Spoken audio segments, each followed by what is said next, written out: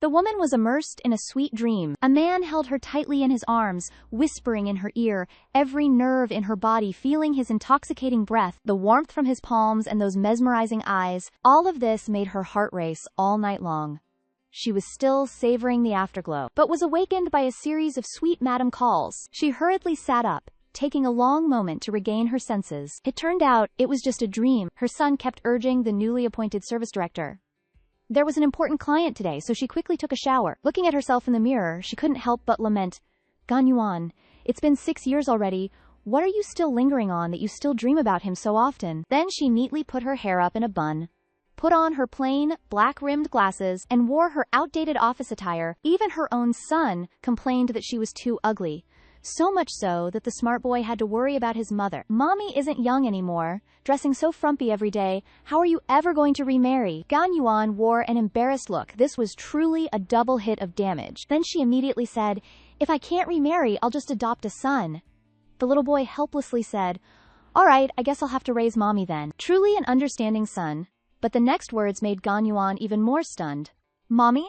I want to ask for leave tomorrow. Let's agree now. We'll say Grandpa passed away. Ganyuan understood that the reason her son wanted to ask for leave was because the other students all had parents accompanying them. He didn't want others to know he didn't have a father, nor did he want to cause trouble for his mother. Ganyuan couldn't help but feel sorry for her son. Before he was even 5 years old, he already knew how to be independent, and this personality was really becoming more and more like him. Ganyuan, who had just been embracing the man in her dreams, suddenly had him appear before her. Ganyuan was lamenting that supermodel Nana's fans were too enthusiastic, having surrounded the entire hotel. Just then, a motorcade arrived. While everyone was wondering why the important client was arriving so early, a luxury sports car drove up. Ganyuan hurriedly stepped forward to greet them, but the person who got out of the car was him. Huang Fuju. Ganyuan was astonished. It's been 6 years. How could he appear in this place? Huang Fuju walked up to Ganyuan and stopped. Ganyuan outwardly tried to remain calm, but inwardly she was in a state of turmoil. Huang Fuju glanced at her and hesitantly called her Manager Liu. This made Ganyuan's heart stop, then immediately feel a sense of relief. She immediately put on a standard smile. Welcome to the Wangchao Hotel. I am Ganyuan, the head of the customer service department. He simply nodded slightly and turned to leave. But this kind of demeanor, this kind of aura, gave Ganyuan such a familiar feeling. She couldn't help but feel foolish, and there was still a kind of inexplicable sense of loss in her heart. He called her Manager Liu, so it seemed he was an easygoing client. However, at this moment, Director Li and Liu Chang quickly approached. The two of them stepped forward, apologizing profusely. Liu Chang put on a practiced, professional smile and introduced herself. Mr. Huang Fu, I will personally ensure your utmost satisfaction during your stay at our hotel this time. But Huang Fuju completely ignored her and walked straight ahead. At this moment, Ganyuan secretly rejoiced that she could finally escape this hot potato. Just as she was about to run away, unexpectedly, he coldly turned his head and pointed at Ganyuan, saying, I want her to serve me. Ganyuan felt like she had been struck by lightning upon hearing those words. Crap, does this mean I can't escape anymore? She calmly stepped forward, forcing a smile, but mumbled in her heart. Could it be that he recognized me? That's why he specifically asked for me to serve him? Secretly glancing at Huang Fuju, not wanting to meet his eyes, but she ended up scaring herself. Sure enough, I still have a guilty conscience. Deep down, I don't wanna. But at this moment, Liu Chang, who had been abruptly replaced, revealed an unhappy expression. Mr. Huang Fu, singling you out is an honor for you. Looking at her jealous face, she probably didn't want to let go of the opportunity either. There's no choice. Who told him to be the VIP among VIPs? She could only grudgingly accept the job switch. Ganyuan stepped forward uneasily, looking at the handsome man before her eyes. She couldn't help but sigh. It's been 6 years, and he's still just as handsome. Not a day older. But looking at his indifferent demeanor, it seems like I'm just overthinking things. It seems he really doesn't recognize me. That's right. It was just a one-night encounter. How could he possibly remember? But conversely, a sense of loss welled up within her. Soon, they arrived at the room. Huang Fuju stood silently by the window, deep in thought. Seeing him silent, Ganyuan said, If Mr. Huang Fu has no further requests. Before she could finish her words, Huang Fuju uttered a sentence that made Ganyuan's hair stand on end, but she could only plaster on a professional smile and ask, What do you need? I want to be able to find you anytime. Hearing this, Ganyuan laughed inwardly, relieved that he didn't recognize her. Then she handed over her business card, saying that he could call her any time if he needed anything. But only after she stepped out of the room did she feel a sense of relief, and joy began to bubble in her heart. He actually didn't recognize me, so that means this is just a chance encounter and maybe everything will pass soon. Afterward, she called the security department, her face stern as she arranged the work, insisting on 24/7 guard duty, not allowing anyone else to enter the 56th floor. The other party disdainfully complained, "Isn't it just a big shot? Is there a need for such a big fuss?" Gan Yuan said that the one spending the money is the grandfather, but in her heart, she knew that he wasn't just a big boss but a prince from country A. Huang Fujue, a true aristocrat. Just then, the phone rang, and in a daze, she realized it was the kindergarten dismissal time. Afterwards, she hurried to the school like a happy little bird. "Mommy's son is here." However, as soon as she arrived and saw the teacher's serious expression, Gan Yuan thought to herself, "Did the little rascal get into trouble at school again?" But unexpectedly, the teacher said, "I heard that Gantang's maternal grandfather has passed away. Please accept my condolences." For a moment, Gan Yuan was stunned, but when she came to her senses, she remembered what her son had said in the morning. So that was it.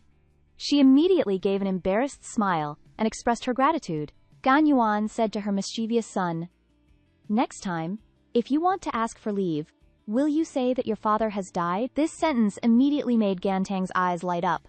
Could it be that Daddy isn't dead yet? Gan Yuan suddenly felt that she had fallen into her own trap. Before, to avoid unnecessary trouble, she had lied to her son that his father was no longer around.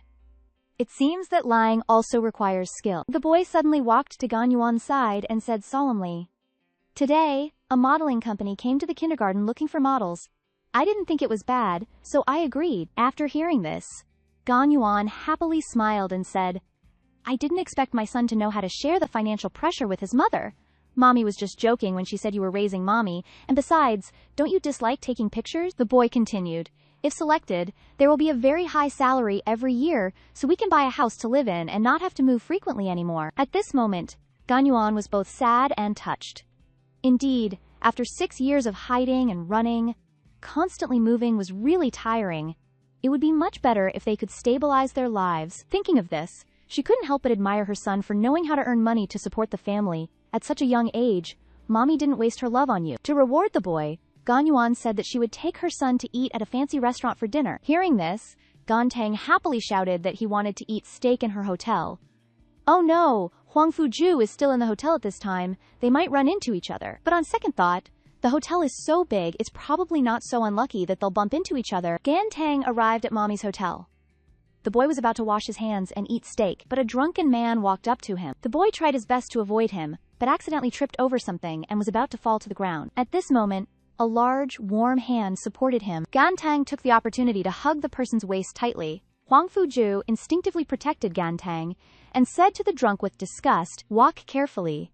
Then he gently asked about Gantang's situation. At this moment, Gantang was a little stunned, with a confused expression, staring with his big blue eyes. But then he politely said, "Thank you, uncle," and happily ran away. At this moment, Huang Fu couldn't help but sigh. This kid isn't bad. He's very suitable to be a child model for his company. But those big, round, blue eyes appeared in his mind, feeling that they looked exactly like his. Thinking of this, Huang Fuju immediately realized something. He turned around and wanted to chase after him, but found that the person was no longer there. At this moment, his assistant ran over. "Mr.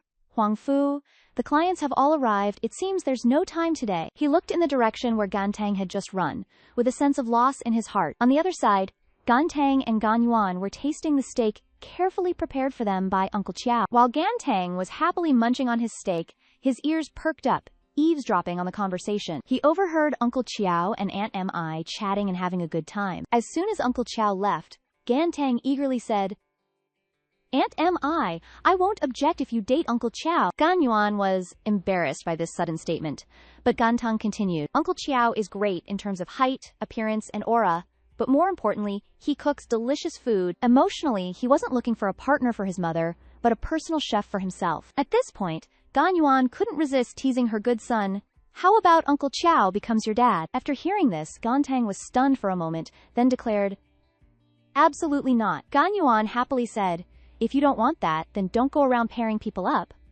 Then she affectionately patted her son's head and said, "Let's go swimming later." Gan Yuan gently opened the door. But before she could speak, she was stunned by the scene before her eyes. Eyes as bright as the stars, a handsome face, and a muscular chest that left Gan Yuan momentarily speechless. Isn't this the man of my dreams? To ease the awkwardness, Gan Yuan coughed twice. Huang Fuju turned around upon hearing the sound, and that captivating face startled Gan Yuan. She forced a smile and said, "Mr. Huang Fu, how can I help you?" Then he waved his hand, and she noticed there was someone else in the room. Receiving Huang Fuju's instructions, the assistant quickly stepped forward and said that they wanted to use the hotel's rooftop for an activity. Therefore, Mr. Huang Fu's itinerary has changed slightly, and he still needs to stay here for another 10 days. What the? 10 days?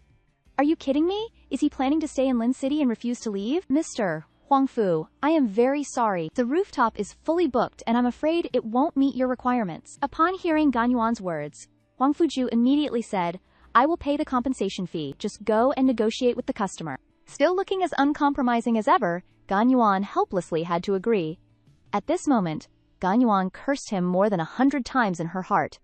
This jerk, is he addicted to being served by others? He wants to stay for another 10 days. Doesn't this Huang Fuju sense that he is being loathed by others? As she was waiting for the elevator, Huang Fuju walked over. The two looked at each other for a moment, without saying a word, and then entered the elevator together. In such a small space, the atmosphere was a bit strange. Both of them were thinking their own thoughts. Gan Yuan was thinking about the reason why he stayed, while Huang Fuju was thinking, this Gan Yuan clearly has a pretty good body, but why is she hiding it? The way she dresses so properly, yet she resembles a cunning fox, occasionally revealing those sharp eyes. No, it's those eyes. Huang Fuju suddenly realized that she looked very similar to the woman from before. He couldn't resist probing. How long has manager Cam been working here? Cam Yuan was startled. Could he have discovered something? Feeling uneasy, she cautiously replied, "Almost 2 years now." Huang Fu continued, "Where did you work before?" The question was too sudden, she didn't know how to answer. Just then, a group of people entered the elevator. Cam Yuan breathed a sigh of relief, but she felt a touch on her hand that instantly snapped her back to reality. Her heart racing, her cheeks flushing red, then quickly hurried away. However, this action made Huang Fuju extremely uncomfortable, thinking to himself, does this woman find me repulsive? Why? At this moment, Cam Yuan hastily squeezed out of the elevator from the crowd, her face burning red. If she stayed any longer, she would definitely be exposed. She mocked herself inwardly. Cam Yuan, why are you so shy? It was just a touch on the hand, wasn't it? On the other side, Cam Tang was confidently posing for his trial photo shoot today. However, this scene was also caught by Huang Fuju. As he walked in, he just glanced over unconsciously and was drawn to this child. It's actually that kid, the staff hurriedly asked.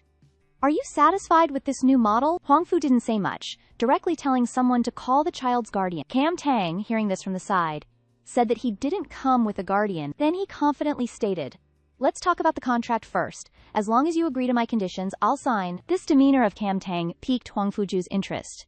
To have such poise at such a young age, he curiously asked Cam Tang about his conditions. I want 2 years, salary up front. As soon as these words were spoken, everyone was astonished. He's small, but his desires are big. Is he short on money? Cam Tang calmly shook his head. I'm not short on money, but I'm short on a home. Moving is tiring.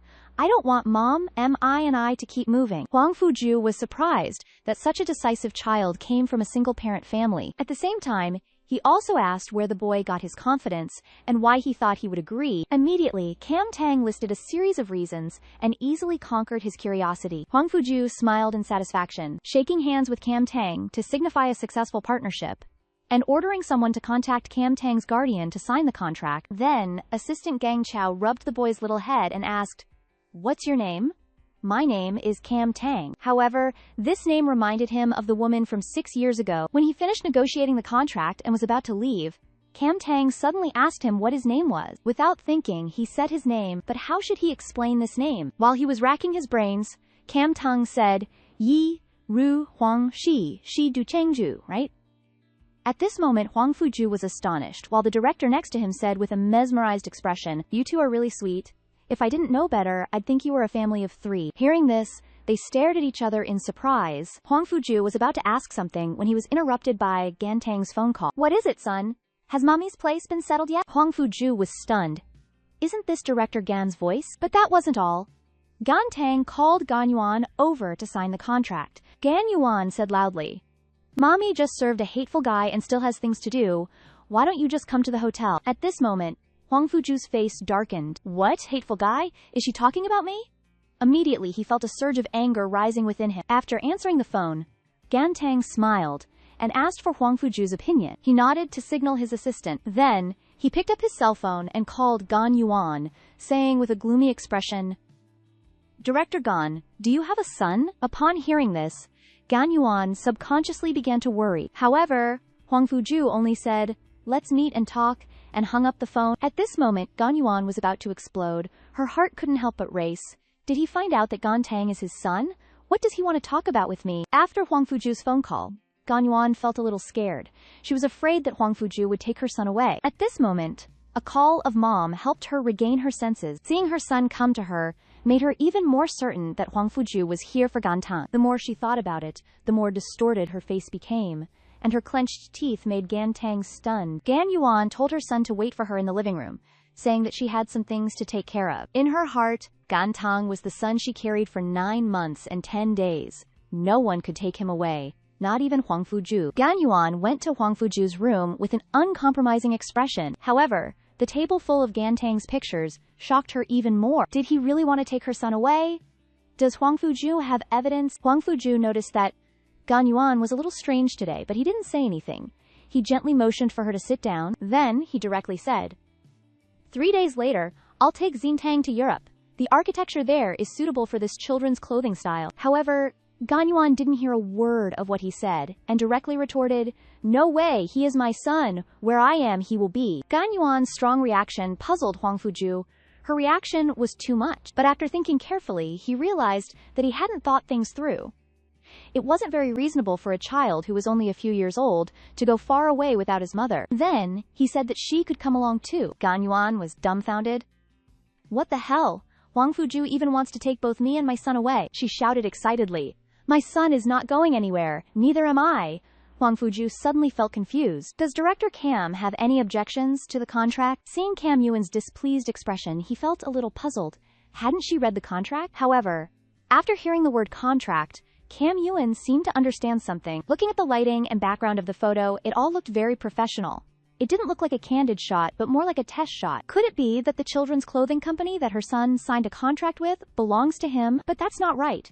I clearly checked the details of that company, and it has nothing to do with him. Just then, with a bang, water sprayed out from the bathroom. The water pipe in the bathroom suddenly burst, and a powerful stream of water sprayed out, scaring Cam Yuan's face pale. She hurriedly stepped forward to turn off the water pipe valve, but the water pressure was too strong, directly knocking off her glasses. In a panic, Cam Yuan fell into Huang Fuju behind her, but reason made her forcefully push him away. It was at this moment that her eyes appeared before Huang Fuju's eyes. Huang Fuju grabbed her hand, directly pinning her against the wall, not caring about the overflowing water at this moment. He just wanted to take a closer look at these eyes, which were so clearly familiar. He was eager to know the answer.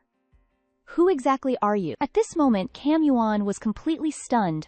Huang Fuju took off her glasses, asking again and again, who are you? Who are you? Cam Yuan didn't know how to answer now, trying to avoid his fiery gaze. Seeing this, Huang Fuju helped her turn her head back. Why don't you dare to look at me? What are you hiding? Cam Yuan regained her senses and wanted to escape, but his grip was too tight, and she had no chance of escaping. Mr. Huang Fu, please have some self-respect, or I will call for someone. Huang Fuju couldn't hear anything at this moment. He only wanted to know if the woman from that night 6 years ago was her. Hearing this, Cam Yuan, who was initially very worried, now understood that he wasn't sure if she was the one, so she bluntly said, You've mistaken me for someone else. But Huang Fuju still insisted on asking, Then why are you so nervous? Cam Yuan anxiously said, Wouldn't an ordinary person be nervous if a disgusting strange man pinned them against the wall? But Huang Fuju was extremely angry after hearing this, that this woman dared to call him disgusting. It was truly outrageous. But doubts began to arise in his heart. Could it really not be her? However, the height, figure, eyes, and unyielding attitude were too similar. He couldn't bear it anymore, pulling her into his arms, wanting to verify the wonderful feeling he had experienced back then. This was the man she always dreamed of, but she had to push him away. She was afraid of being discovered by him and even more unwilling to lose her son. She desperately broke free, but in the struggle, With a ripping sound, the outdated suit slipped off, revealing her smooth back. Hwang Fu-ju was stunned for a moment, while Cam Yuan's face flushed red with embarrassment and discomfort. However, even more unexpectedly, Hwang Fu-ju slipped and directly pinned Cam Yuan to the ground. That small, perfectly shaped mouth was directly covered. A cry for help rang out in the room, and two bodyguards who heard the sound ran over, but the scene before them immediately made their jaws drop. "Oh my god, the Sago Psycad is flowering," Gan Yuan below shouted. "Help! Your boss is harassing me." However, Hwang Fu-ju held her tightly, angrily scolding the security guards. "Get out! It's none of your business." The two immediately understood and ran away as quickly as possible. Gan Yuan angrily pushed Hwang Fu-ju away and kept saying, "If you dare to touch me again, I'll bite you." But at this moment, Hwang Fu-ju suddenly fell silent, a sense of loss welling up inside him. Why doesn't she have the tattoo? Gan Yuan took advantage of this moment to escape. Just as she was running away, a cold voice came from behind. "Sorry, I mistook you for someone else." Gan Yuan returned to the room, feeling very confused. She pulled up her clothes, wondering if the tattoo on her waist had disappeared. In a flash, she understood everything, and her mood became cheerful again. At this time, Hwang Fu-ju's assistant came in, bringing clothes and also handing over an envelope. She didn't need to be told what it was. He wanted to use this to get rid of her. Not everyone cares about his money. Anger suddenly flared up inside her. Ignoring the assistant's persuasion, she angrily opened the door and stormed into Hwang Fu-ju's room. Hwang Fu-ju's muscular body appeared before her eyes, making Gan Yuan immediately blush, her heart pounding. Seeing Gan Yuan arrive, the feeling of loss in his heart surged again. "Get out!"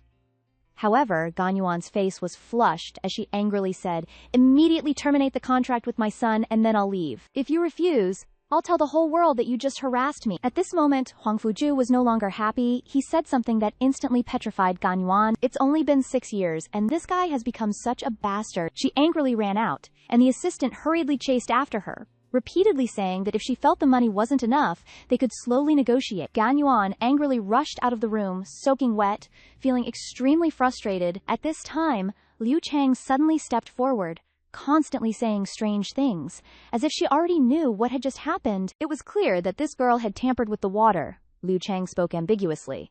But Gan Yuan didn't indulge her. She walked closer to her step by step. Looking at her small figure, she revealed a sinister smile, directly placing her hand on her clothes. "Don't you have any clothes to change into? Come with me over here." Then, a woman's shrill scream came from inside the restroom. When Gan Yuan reappeared, a look of disgust was revealed on her face. Liu Chang's perfume really smelled awful. But how arrogant Liu Chang was before, now her face had completely changed. "Section Chief Gan, don't worry, I won't sue you. No, you have to go, and you have to make it as serious as possible." At this time, Liu Chang was a little flustered. "Section Chief Gan, what are you up to?" Gan Yuan left, leaving Liu Chang alone to go crazy there. A profound meaning was revealed in her eyes. She didn't believe that after doing this much, they still wouldn't tell her to stay away from Hwang Fu-ju. Sure enough, Director Li's phone call came very quickly. She secretly rejoiced that everything was going smoothly. This Liu Chang really handled things efficiently. She immediately ran to Director Li's office, but the scene before her seemed a little off. That smiling face was completely a flattering look. It turned out that someone had already launched a preemptive strike. The assistant explained that Hwang Fu-ju had drunk too much that day, and he even wanted to invite her and her son to dinner.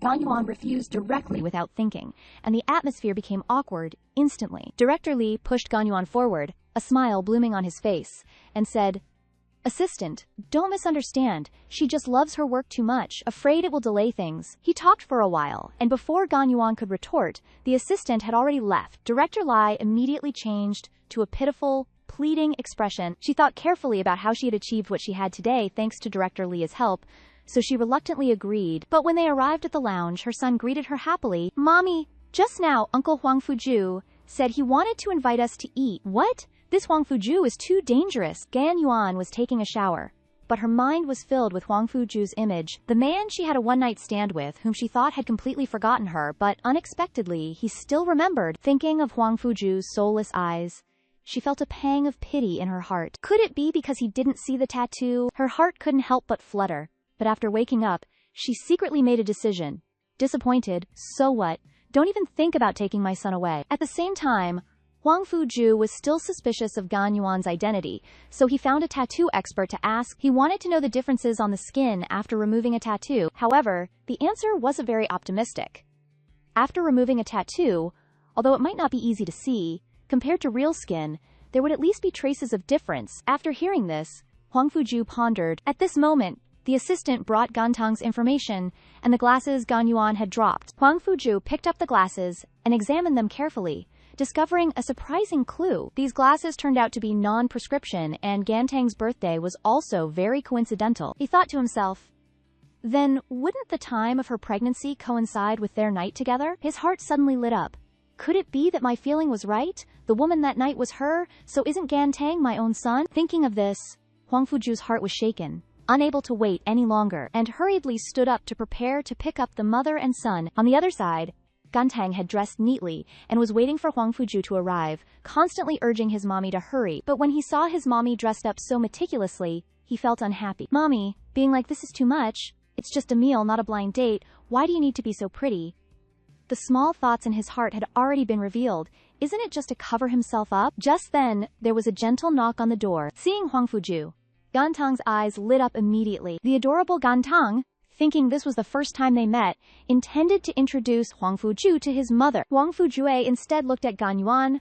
We don't just know each other, we're very close, aren't we, Gan Yuan? To get closer to Cam Yuan and her son, Huang Fuju not only invited them to dinner, but also bought a pile of gifts. But Cam Yuan directly refused to accept them. Facing Cam Yuan's indifference, Huang Fuju didn't falter, saying, giving gifts is my courtesy. You can throw them away if you don't like them. But the interaction between the two of them terrified the assistant beside him. This is the first time my boss has received such a ruthless rejection when buying gifts for women who aren't relatives or friends. You can feel the fury through the screen. However, Cam Tang said, Uncle Huang Fu, don't mind her, mommy is just joking with you. This sentence also made his unpleasant feelings disappear.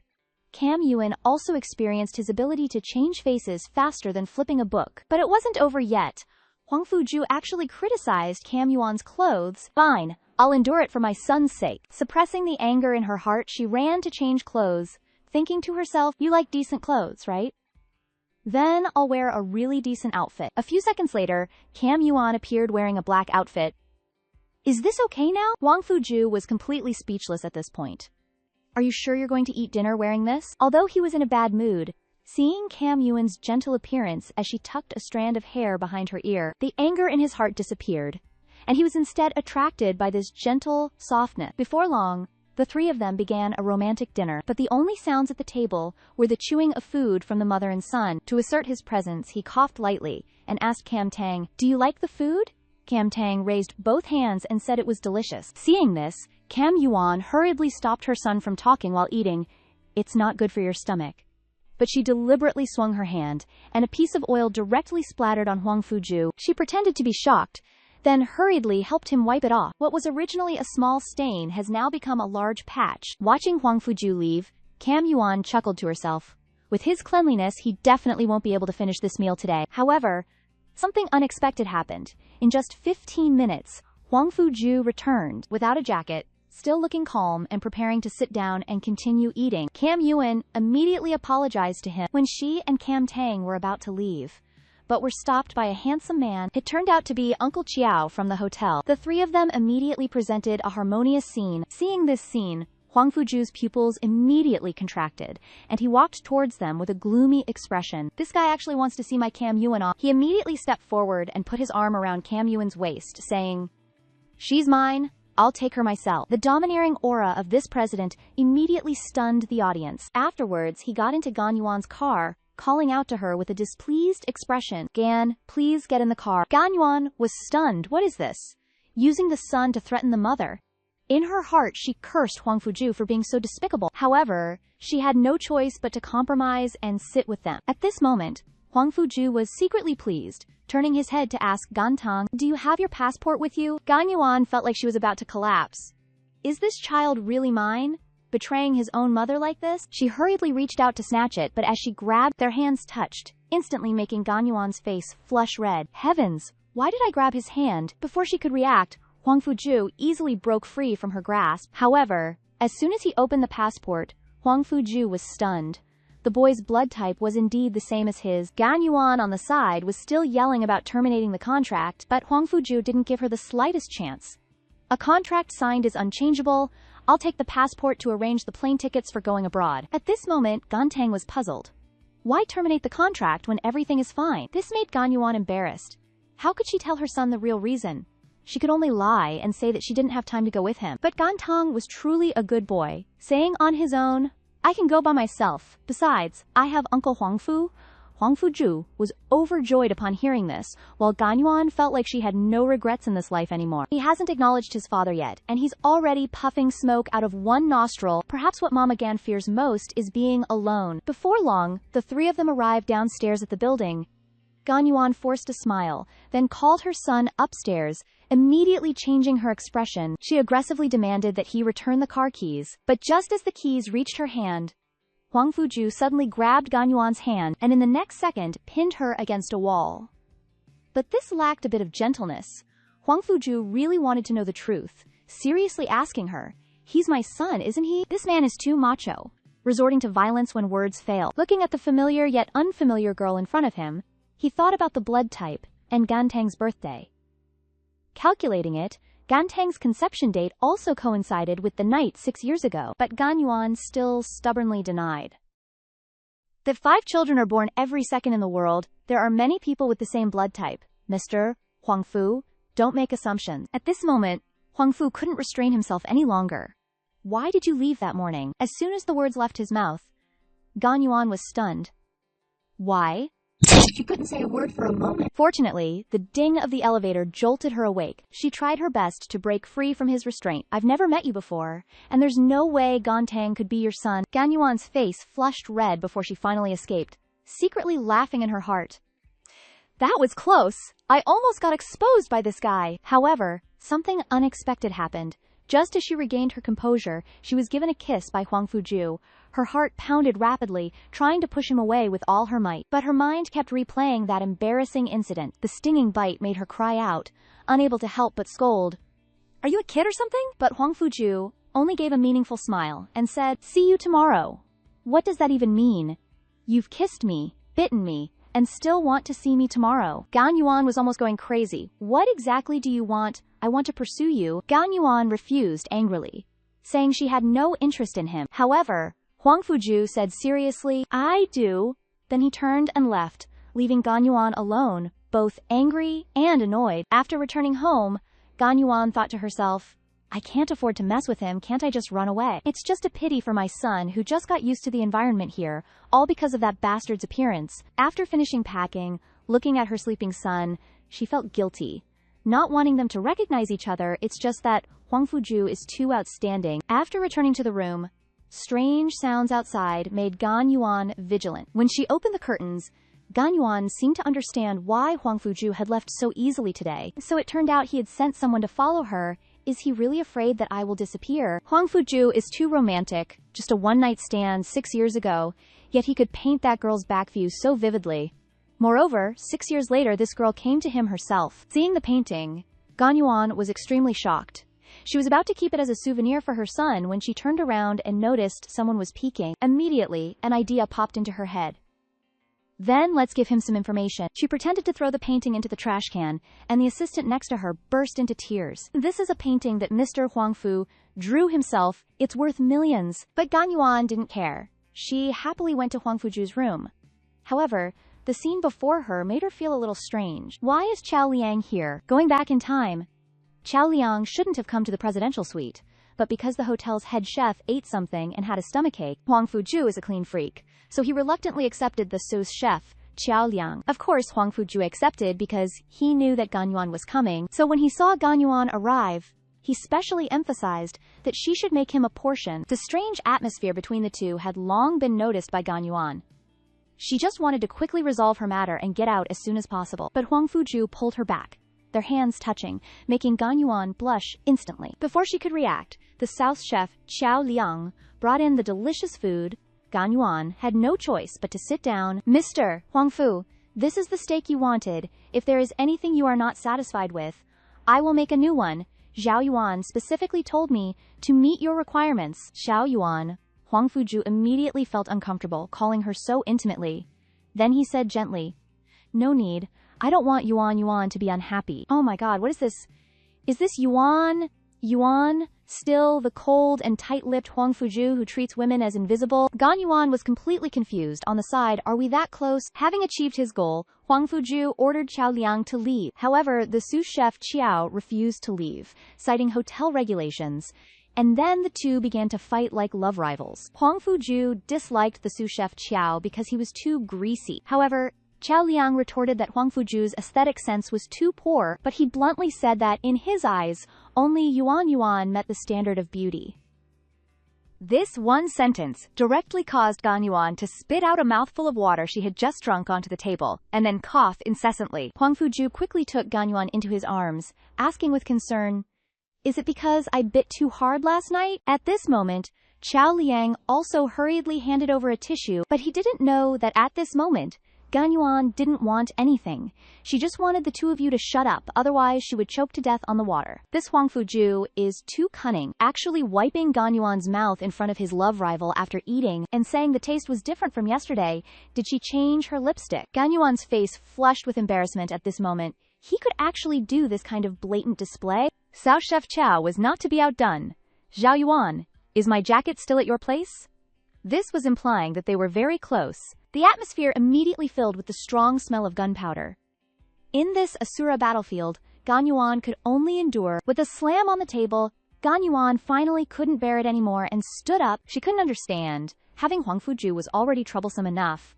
Why did Qiao Liang also have to come and cause chaos? But as soon as she reacted, she was pulled into Huang Fuju's arms, who, at the same time, demanded that Qiao Liang leave with a cold and stern tone. At this moment, Qiao Liang clenched his fist, extremely unwilling in his heart, but what could he do? He could only helplessly turn around and leave, not forgetting to say as he left, "Zhao Yuan, I'll come find you later." At this moment, Gan Yuan's anger finally erupted. She angrily reminded Huang Fu not to touch her. However, he also said without anger, "If I don't use my hands, should I use my mouth?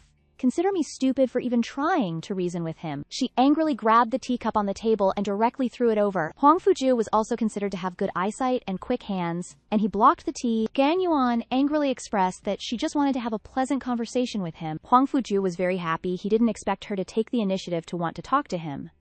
However, the topic of the conversation was still the same old thing. Gan Yuan still vehemently clarified, "I said I don't know you. Gantang is not your son." Huang Fuju didn't seem anxious after hearing this. "Then let's do a paternity test. If the appraisal result is as you say, then I will believe you." Hey, so Huang Fuju was planning this, then I will play along with him. Gan Yuan immediately agreed to his request. "Then let's go tomorrow, you have to pay the appraisal fee." But Huang Fuju wasn't happy.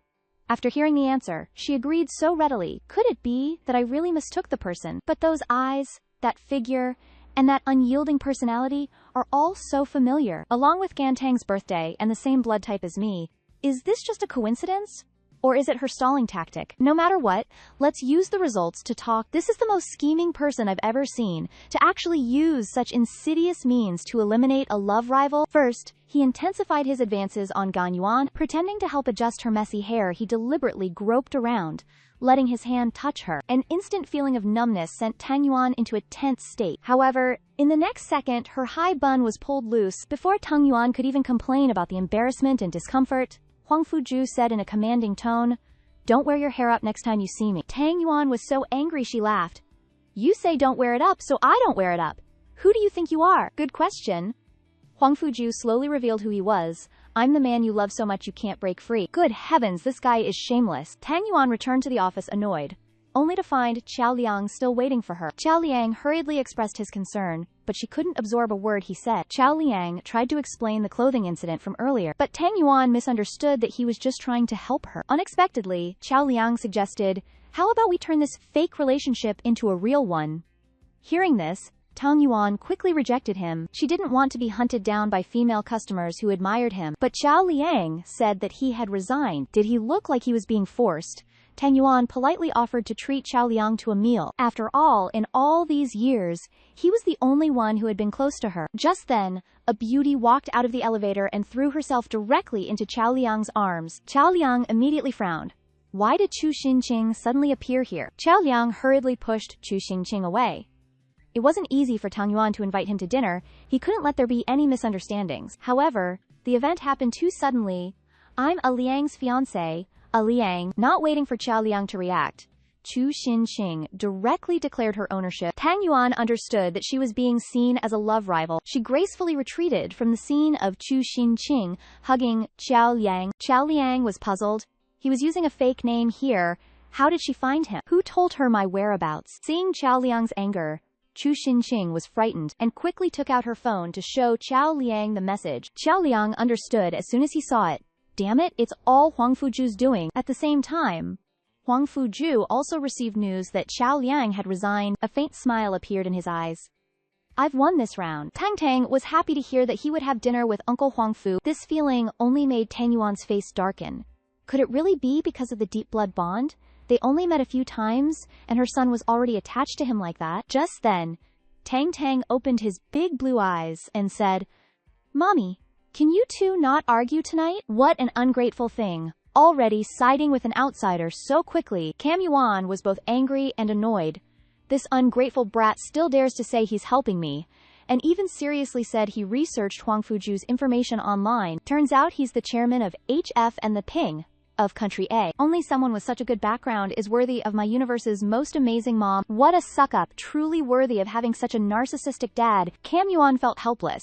But after thinking about it, even though her son is very understanding, how could he possibly understand the relationship between her and Huang Fuju? She and him are like black and white, light and darkness. This lifetime is destined to be people from two different worlds, and it was quickly achieved. After seeing Huang Fuju, Cam Tang was overjoyed. After greeting him, Huang Fuju noticed something strange. He stared at Cam Yuan's high bun. He told her not to do that hairstyle, but look at her today. Not only did she not listen, but she even used chopsticks to hold it up. Only Cam Yuan would do something like that. After some pleasantries, the next scene shocked everyone. Huang Fuju considerately pulled out a chair for Cam Yuan. This was truly unprecedented. The great boss is actually pulling out a chair for her. The people at the table were all speculating about the background of the mother and son. Towards their attention, she only revealed an industrial smile. Seeing the happy and harmonious scene between the two fathers and sons, she couldn't help but sigh. The two of them are really similar, but no one can take my son away. Thinking of the hair that fell out last night, an idea popped into her head. Isn't it a paternity test? Let me show you what it means to fight fire with fire. Then she got up and went to the bathroom, grabbed a pair of scissors to cut her hair, and picked out a strand of hair with the same length as her son's. She revealed a profound expression. Huang Fuju, you want to test?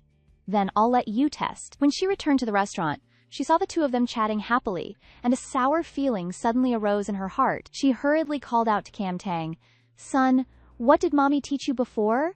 You have to focus while eating, no playing around, no doing two things at once. But Cam Tang seemed dissatisfied. But I'm already full. Huang Fuju chuckled upon hearing this. Cam Yuan immediately felt uncomfortable, and she wished she could slam the plate onto that handsome face. She said angrily to her son, If you're done eating, then we should go. Before the boy could react, Huang Fuju hugged her son into his arms. The two of them held hands happily as they walked out. Cam Yuan opened her mouth in surprise, feeling abandoned, and could only silently follow behind. Suddenly hearing that the two of them made plans to have dinner tomorrow, Cam Yuan quickly hugged her son, lying that Zhao Tang already had an appointment tomorrow. She even deliberately pulled Cam Tang's hair in front of Huang Fuju. Cam Tang cried out in pain, and couldn't help but exclaim, This drama is really well acted. Cam Yuan called her son into the car. She went back herself to pick up a few strands of hair that she had prepared. At the same time, she reminded Huang Fuju that it was better to see each other less before the test results came out, and expressed that she didn't want Huang Fuju to be so close to Cam Tang. She didn't want Huang Fuju's appearance to affect Cam Tang's development. Seeing Cam Yuan's firm attitude, Huang Fuju couldn't help but start to wonder if Cam Tang really wasn't his son. Gan Yuan also didn't forget to affirm one last time, a mother won't mistake her child's father. However, all of that didn't make Huang Fuju flinch at all. DNA testing is in progress. He even tore out his own hair, ordering his assistant to handle it as soon as possible, while also demanding absolute confidentiality. He knows his identity very well. Especially news about children, if leaked, would definitely bring danger to them, so at this moment it must not be revealed. Just now, Gan Yuan received a call from Huang Fu, originally thinking it was just a normal call, but after she spoke, The other end went silent. The two held their phones in silence for a while. Ganyuan felt a bit annoyed in her heart, and she couldn't help but get impatient. Angrily asking the other person, "Are you still there?" A single "I am" made Ganyuan feel like she was about to explode. She irritably asked, "Why aren't you saying anything?" So it turned out he was drinking. Why call if you're drinking? She angrily went to hang up, but Huang Fuju forcefully said, "Don't hang up, I miss you." This sentence was really both embarrassing and annoying. Ganyuan still hung up directly, but before she could even be quiet for 3 seconds, the phone rang again. Ganyuan was furiously angry, subconsciously grabbing the clothes in her hands. However, unexpectedly, her son answered the phone. "Mommy, Uncle Huangfu is calling." Ganyuan looked angry and said, "Don't answer."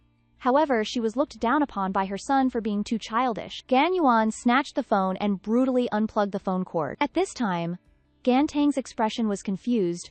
Mommy is so bad, but does Mommy like Uncle Huangfu?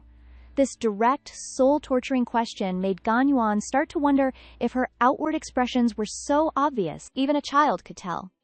Unexpectedly, in Gantang's heart, Ganyuan always has a lot of men pursuing her. So many people are pursuing Mommy. But Mommy only loses her cool with Uncle Huangfu, Mommy said. Don't let your dislikes affect your emotions. But every time, Uncle Huangfu affects Mommy's emotions, so Mommy must love Uncle Huangfu, right? It has to be said, this child's mind is too quick. After listening, Ganyuan didn't argue with him, directly turning on mother-son affection mode. After a while of playing around, both fell into a sweet dream. However, at this moment, there was a knock at the door. Ganyuan hurriedly got up to check, but as soon as she opened the door, she was stunned. Huang Fuju rushed in aggressively, reeking of alcohol and shouting for wine. Ganyuan angrily tried to kick him out. However, he directly cornered Ganyuan against the wall, pressing close to Ganyuan's face and angrily saying, "You're lying." At this moment, Ganyuan's face flushed and her heart beat faster. Huang Fuju's one sentence, "You're lying," made her anxious. Could it be that the appraisal results are already out, or that her tricks have been discovered by him? Huang Fuju slowly approached, his heart as if being tormented. When busy, he didn't feel anything, but when alone, she was like a curse, always appearing in his mind. Clearly, they just met, so why does he always have such a familiar feeling, always wanting to see her, and missing her so much? But she not only hung up the phone, but also turned it off. He couldn't control his anger, and hugged her tightly. Why does she always want to run away? Thinking of this, he couldn't control himself, and kissed her deeply. However, this feeling was very similar to that crazy night 6 years ago. At this moment, Huang Fuju only wanted to hold her tight, not letting her run away again, wanting her by his side every day, being able to see her anytime, and doing everything he wanted to do with her. Ganyuan, be my woman. Ganyuan angrily refused directly. With your status, you only need to beckon, and women from all over the world will come to you, so please don't bother me, okay? But I only like you. Huang Fuju said those words with deep affection. At this time, Ganyuan was about to explode. Does this guy have a mental problem? While the two were arguing, "Mommy, I want to go to the toilet," Gantang looked carefully again. The scene before his eyes stunned him for a few seconds. Then a flash of light suddenly appeared. "It's too dark, I can't see anything, I should go back to sleep," Ganyuan embarrassedly exclaimed. What a waste to raise this son. Seeing his mother being bullied and turning a blind eye, seeing that pleading for help was useless, Ganyuan could only threaten, "If you still want Gantang to be your model, get out now." However, at this moment, Huang Fuju was still immersed in his own emotional thoughts. "Ganyuan, I've been looking for you for so many years, I really miss you so much." Ganyuan helplessly wanted to push him away, but suddenly the phone rang. Huang Fuju irritably answered the phone. "Your test results are out. What's the situation?" It wasn't like a bolt from the blue for Huang Fuju, his heart filled with mixed emotions.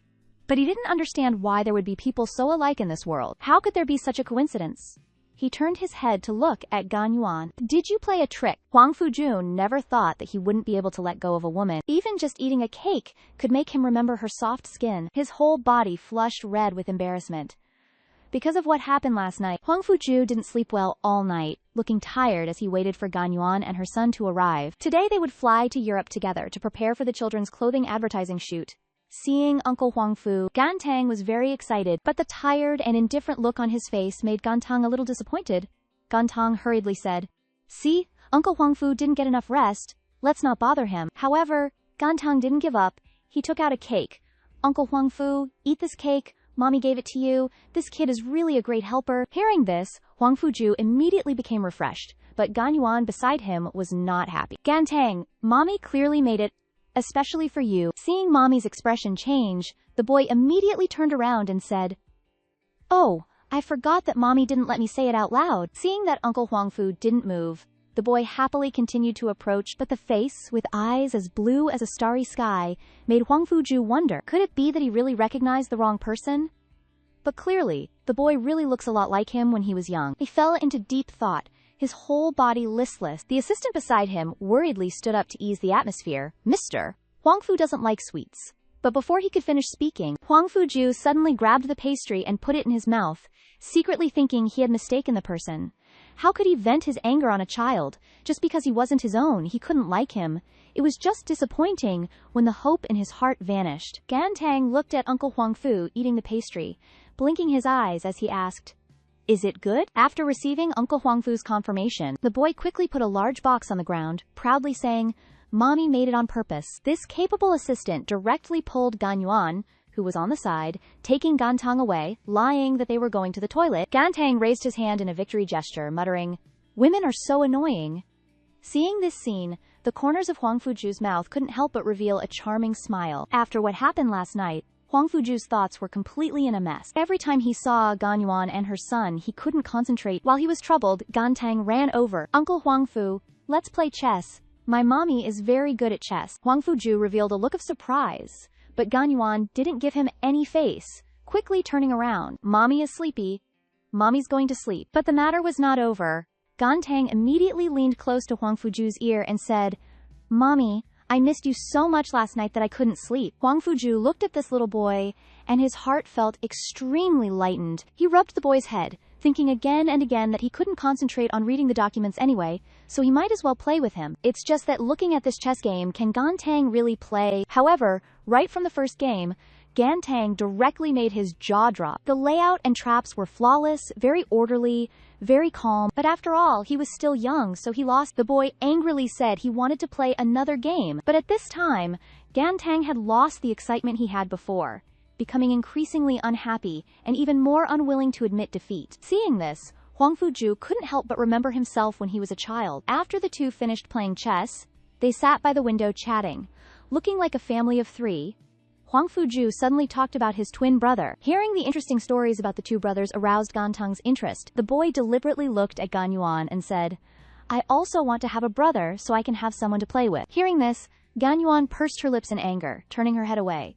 She understood Gantang's intentions clearly, so she didn't bother to pay attention. However, this sentence immediately caused Huangfu to fall into contemplation. Soon they arrived at the place. Gantang was attracted by the luxurious castle in front of him, exclaiming that it was so beautiful. Then the boy shouted that he wanted to ride in a carriage. Huangfu pampered the boy and immediately asked someone to arrange it. However, Gan Yuan coming here once again made her feel nostalgic in her heart. Unexpectedly, Huangfu would choose this place. Huangfu never thought that Gan Yuan would know a path that even the servants didn't know. Seeing Gan Yuan walking through the path so skillfully, he pondered for a moment, then went to Gantang's room to secretly investigate. "Zhaotang, has your mother ever been to France?" Gantang thought for a moment and said, "Not since I was old enough to understand things I don't know about before then. But I know my mother really likes France. She often stares blankly at the famous scenic spots and historical sites in France." This answer made Huangfu smile slightly, like seeing a ray of dawn. He immediately started his little plan,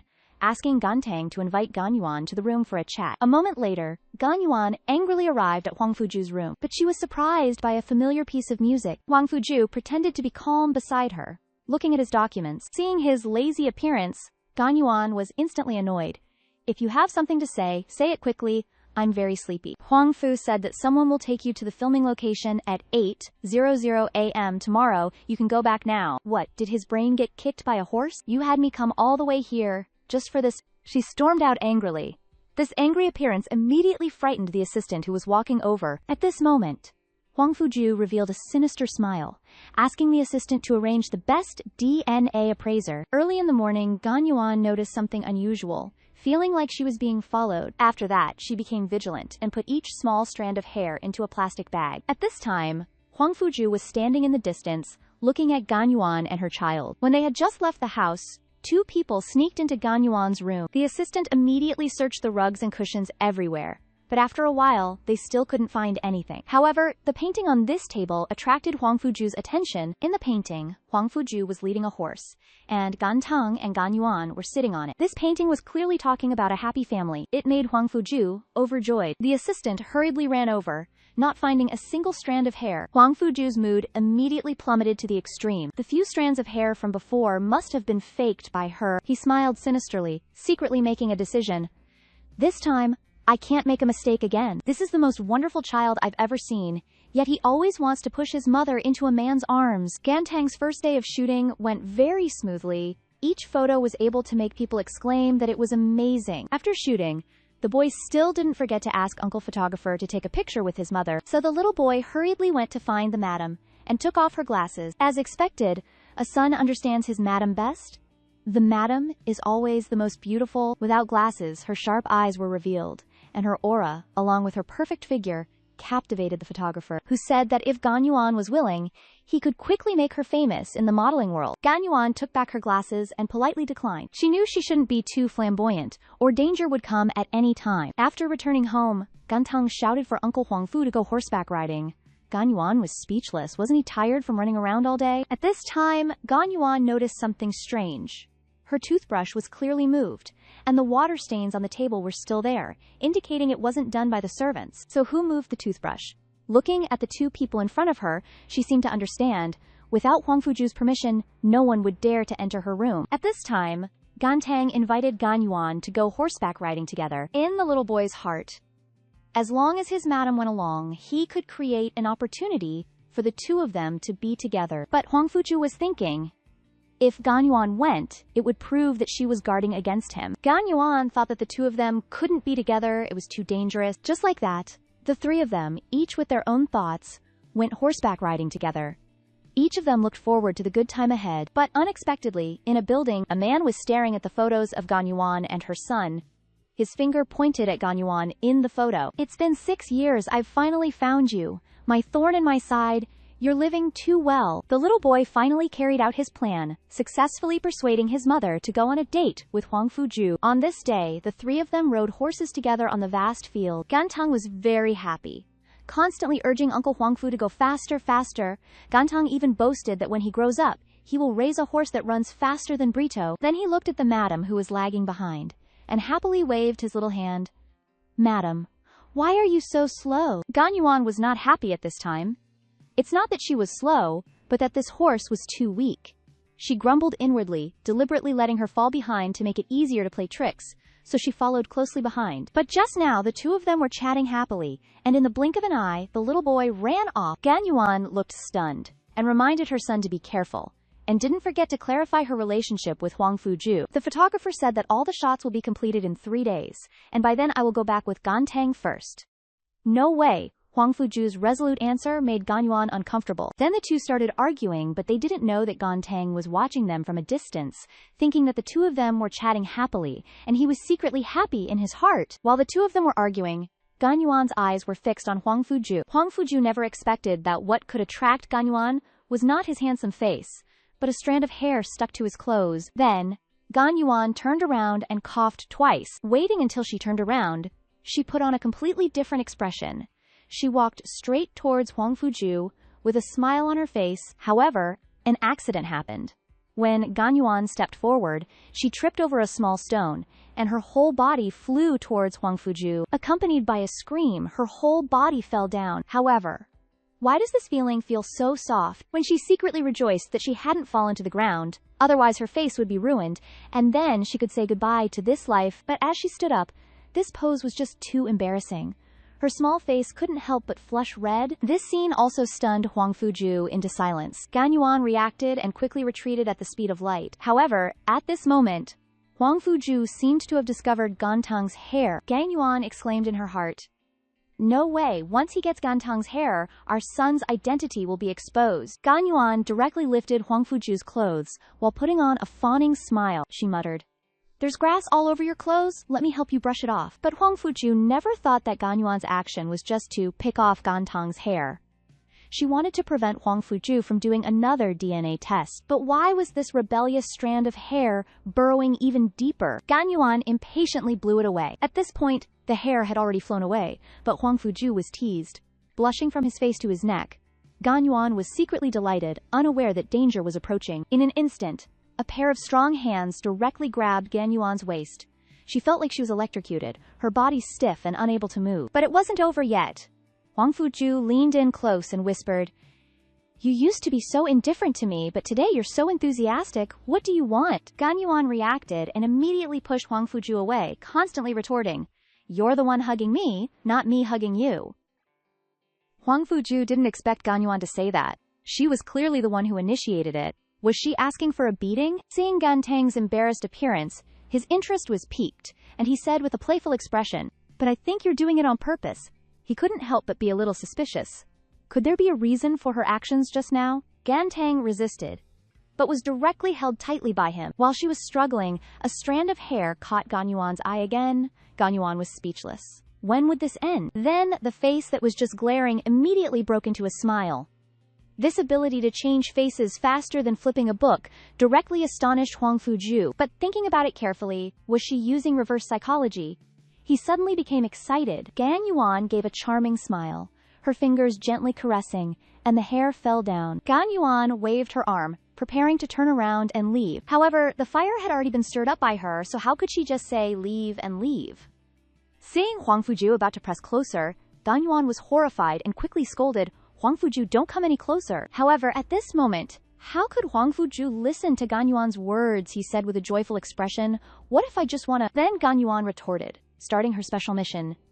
In just a moment, Gan Yuan was conquered by a skill that was not Huang Fuju's forte. With deep affection in his eyes, Huang Fuju didn't forget to invite Gan Tang to his place tonight to continue practicing. Gan Yuan was instantly awakened by this tempting sentence, struggling to break free, angrily scolding, "If you want to find someone to release your desires, find someone else. I'm not a call girl." Huang Fuju was immediately angered by these words, feeling insulted, growling, "I never call girls." At the same time, he pressed her, "Why are you running away?" Her actions just now clearly showed an active response. Being questioned by Huang Fuju, Gan Yuan unconsciously blurted out nervously, "That was just a natural reaction of my body." As soon as the words were spoken, Huang Fuju's eyes lit up. "So, your body has feelings for me?" Gan Yuan suddenly startled. "Oh my god, what did I just say?" she unconsciously said. "With your lousy skills, don't overthink it." As she turned to flee, Huang Fuju embraced her, whispering in her ear, "I want to hone my skills too, but you have to give me a chance." Gan Yuan, enraged, grabbed Huang Fuju's arm and threw him to the ground. Huang Fuju was momentarily stunned, yet he continued to tease, "You're so impatient, pushing me down right here." Gan Yuan couldn't believe that he could utter such words in this situation, utterly shameless. Where was the elegant young master, the cold air? Clearly, he was just a rogue. Then, a roaring voice of a lioness called out to Gan Tang, who was hiding in a corner, angrily dragging the boy away. Huang Fuju watched Gan Yuan's retreating figure, shouting wildly, "Gan Yuan, you can't escape, this is your destiny." Gan Yuan irritably pulled Gan Tang along, with Huang Fuju following closely behind. Suddenly, Gan Yuan pushed Gan Tang away and spun around. With a thwack, her leg struck Huang Fuju hard. Despite reacting in time, the force was enough to send Huang Fuju stumbling back several meters. Instantly, a group of bodyguards rushed forward. Huang Fuju quickly scolded, "Get lost, let her go." The bodyguards were surprised. But how could they disobey the Duke's orders? They could only watch helplessly as Gan Yuan left. At this moment, Huang Fuju sighed in relief, completely dumbfounded. This Gan Yuan was unpredictable, switching between hot and cold. But this wasn't the time to think about these things. Seeing Gan Tang standing blankly beside him, he hurried forward to check on him, afraid that Gan Tang, being young, would be frightened by the scene just now. But it seemed he had overthought it. Gan Tang immediately turned back, widened his blue eyes, and asked, "Uncle Huang Fu, aren't you going after Mommy?" Huang Fuju felt wronged in his heart. He only said one sentence and got such a big reaction. If he chased after her, who knows what the result would be. Gan Tang said seriously, "Hurry up and apologize, isn't that how it is in the movies?" At the same time, the boy earnestly said, "Mommy responds to softness, not hardness. You have to learn how to coax." Having said that, the boy began to act. "Darling, don't be angry. Actually, I was just joking, I only love you." But such smooth tactics were truly difficult for Huang Fuju. Since birth, this was the first time he had been beaten twice in one day by someone, and moreover, a woman. His pride made him choose to give up. Gan Yuan returned to her room, falling into contemplation as she looked at herself in the mirror. She wanted to escape her fate, but reality always seemed to be beyond her control. Gan Yuan thought that the Huang Fuju now definitely isn't the Huang Fuju she knew, and she isn't herself either. Using the excuse of chasing away the boy's mother, the man intended to trick the boy into taking a paternity test, but unexpectedly, he was played by the 5-year-old boy. William said with a smile, "Gan Tang, your fingernails seem a bit long. Let uncle cut them for you." "No need.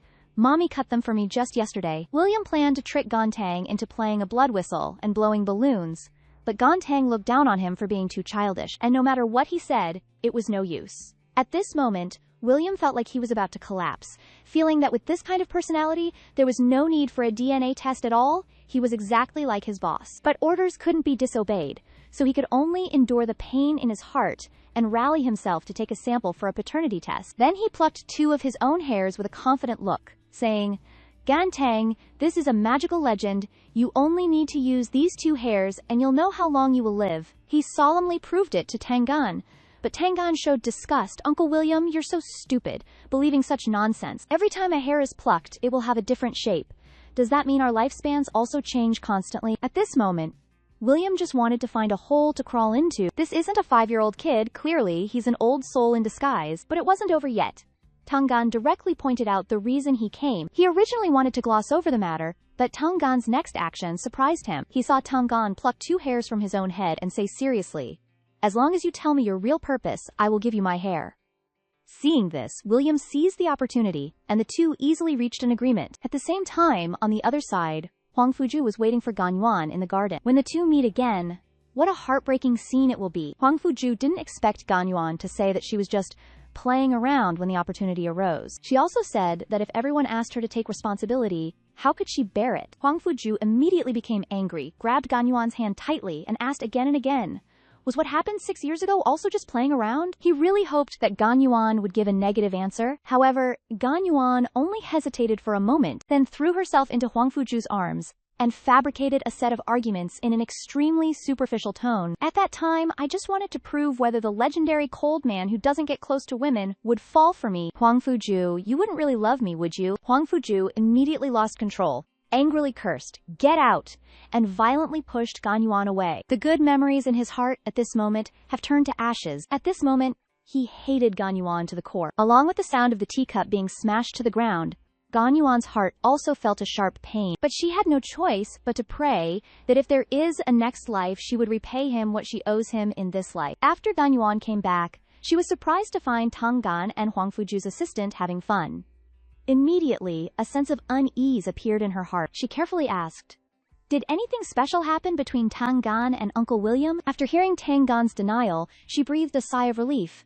"Maybe I'm just overthinking it." However, at this moment, the figures of Huang Fuju and William outside the window attracted her attention. "It's so late. What are they doing out?" Moreover, he didn't bring any bodyguards. She suddenly felt uneasy. William must have gotten something from Tangan just now. He must want to retest the DNA. Then, she sneaked into Huang Fuju's room, preparing to take her passport, wanting to leave quickly before they came back. But what surprised Gan Yuan was that 6 years had passed, and he hadn't even changed the password to the room. Because she wanted to stay away from Huang Fuju, she lied that her son had a fever, and tricked the driver into taking them to the hospital. Then, on the way to the hospital, she resorted to another trick. "Stop the car! I feel a little nauseous." The driver didn't know anything, and quickly pulled over to the side of the road and stopped the car. However, just as he handed water to Gan Yuan, who was vomiting, Gan Yuan struck the driver's vital point, causing him to lose consciousness. Then, she took the driver's phone and threw it far away. Only in this way could the driver not contact Huang Fuju. After taking care of everything, she immediately booked a plane ticket to leave Paris via her phone. At the same time, Huang Fuju was at the DNA testing facility. Right now, he was extremely anxious. No matter what, he had to know the results tonight, so he waited with extreme patience. As expected, he was both excited and agitated by the impressive 99% on the test report. He even disregarded his image and shouted Gan Yuan's name right there on the street. "You wretched woman! You said you didn't like me, said it was just a fling, so why did you give birth to my child?" But when he returned home, she was nowhere to be found. Anger and disappointment surged within him. He hurriedly checked the passport he was holding, only to find it missing, and he understood what had happened. Gan Yuan had run away again. Then, he rushed after her back to the country overnight. However, when he arrived at Gan Yuan's residence, Gan Yuan had already checked out, She had even resigned from her job at the hotel. It was as if she had erased everything related to Hwang Fuju. But at this moment, how could Hwang Fuju give up so easily? As long as she was still alive, he would definitely be able to find her. William suggested releasing photos of the two of them to search for them, but Hwang Fuju refused. He believed that Gan Yuan must have a reason for running away like that. Therefore, if he used such extreme methods, it would definitely backfire and cause them to disappear completely. While he was racking his brains, William revealed a shocking piece of information. It turned out that Gan Tang's hair was given to him by the boy himself. That meant Gan Tang already knew about the existence of his father. Thinking of this, Hwang Fuju couldn't help but feel worried, wanting to know Gan Tang's reaction at that time. William sighed and said, Gan Tang asked him if he really loved his mommy. Gan Yuan came to the hotel late at night to retrieve the tattoo design that was kept in the office, but unexpectedly, she ran into Hwang Fuju when she was about to return. Just as she snapped out of her shock, she was forcibly dragged into a room by Hwang Fuju. Hearing the sound of the door locking, Gan Yuan angrily scolded Hwang Fuju. What do you want? You were the one who told me to leave in the first place. Hwang Fuju didn't hear anything she said, only hugged her tightly and asked, Where is Gan Tang? You have no right to know, he's my son. Gan Yuan nervously assumed that Hwang Fuju wanted to take her son away, but Hwang Fuju said affectionately, I have never thought about taking him away from beginning to end. I just want to fulfill the responsibility of a father. Seeing that being tough wasn't working, Gan Yuan immediately said gently, I've been out for a long time. It's not safe for Gan Tang to sleep alone. Let me go first. But Hwang Fuju didn't care, hugging her tightly, saying, I'll have William pick him up. Unexpectedly, a thud. Hwang Fuju was almost knocked out of his senses by Gan Yuan's headbutt. He couldn't help but marvel at how skilled she was, escaping his grasp so easily. Hwang Fuju reached out to grab her, but who could have known that as soon as he grabbed her, he received a powerful punch to the face. Hwang Fuju was in so much pain that he couldn't move. Gan Yuan didn't expect Hwang Fuju to stand still without dodging. She shouted, Are you an idiot? Don't you know how to dodge? But Hwang Fuju stated directly, Are you planning to run from me your whole life? Won't you give me a chance to explain? As soon as he finished speaking, Gan Yuan directly placed a small knife against Hwang Fuju's neck and bluntly said, Not everything can be explained. Hwang Fuju was not afraid of her actions and sincerely begged Gan Yuan to stay. Seeing Gan Yuan's mood soften a bit, Hwang Fuju said with deep affection, Please stay, I will take care of you, and our child, Xiaoteng, also needs a father. At this moment, Gan Yuan's heart wavered slightly, but reality forced her to grip the knife in her hand even tighter. Seeing the blood from the thin blade starting to drip, Hwang Fuju didn't care at all, and even said in a provocative tone, You dare, but you can't bring yourself to do it. Being hit right where it hurt by Hwang Fuju's words, Gan Yuan was caught in a dilemma. Gan Yuan's hand holding the knife couldn't help but tremble, but her efforts over the years couldn't just go to waste. Afterward, she pushed Hwang Fuju away and held the knife to her own neck. Are you going to move or not? Hwang Fuju was shocked and repeatedly told her to put the knife down. Seeing that he still didn't intend to move, Gan Yuan used the knife to cut her neck, and bright red blood immediately flowed from her fair neck. Hwang Fuju was scared. Why would she hurt herself like this? But he couldn't bear to see the woman he loved suffer even the slightest harm. With no other choice, he reluctantly opened the door for Gan Yuan. Gan Yuan immediately rushed out. Before leaving, she left behind a very cruel sentence. Don't follow me, or you'll never see Gan Tang again in your life. At this moment, Hwang Fuju was helpless. As he was about to leave, a box on the ground caught his attention. This box made Hwang Fuju ponder, why did she risk coming back for it? Gan Yuan returned home very upset because she had used suicide to escape, but still didn't get what she wanted. All the frustration she couldn't contain in her heart was vented on the food on the plate. Such a vicious mommy truly stirred up Gan Tang's nature, he hurriedly asked. Who angered mommy? Gan Yuan just sighed and got up, completely ignoring her son's curiosity, and then said to her son, Mommy has to go look for work, you stay in the house obediently. However, children are naturally playful. How could he obediently stay in the house, finding all sorts of reasons to regain his freedom? But Gan Yuan suddenly changed her expression and said, You're just like him, wanting to go against mommy, aren't you? But Gan Tang asked her, Who is him? Making Gan Yuan stunned, Gan Yuan didn't know how to answer. She turned away to get a pile of crayons for Gan Tang to draw comfortably while she went out to look for work. As soon as she left the door, Gan Tang picked up the phone and called Hwang Fuju. Hwang Fuju, who was feeling utterly dejected, received a call from his biological son he had never met. He immediately perked up, listening to the phone while instructing William to track the location of the incoming call. It was indeed within country A. Such a rapid response, Gantang said seriously. I'm calling to ask you a few things. Do you really love my mommy? Mommy is a bit short-tempered, doesn't know how to cook, and has a lot of flaws. Do you still love my mommy? At this moment, Hong Fuju didn't dismiss it just because it was a child. He solemnly said the words from his heart. To me, your mommy is a very special person. She is a very important woman in my life. Hong Fuju originally intended to find the location of the two of them through Gantang. Unexpectedly, the boy said, I won't betray my mommy, making him speechless. But this kid is quite cunning. The boy said he had persuaded his mommy to stay in this city. Whether he could find them depended on Hong Fuju's abilities.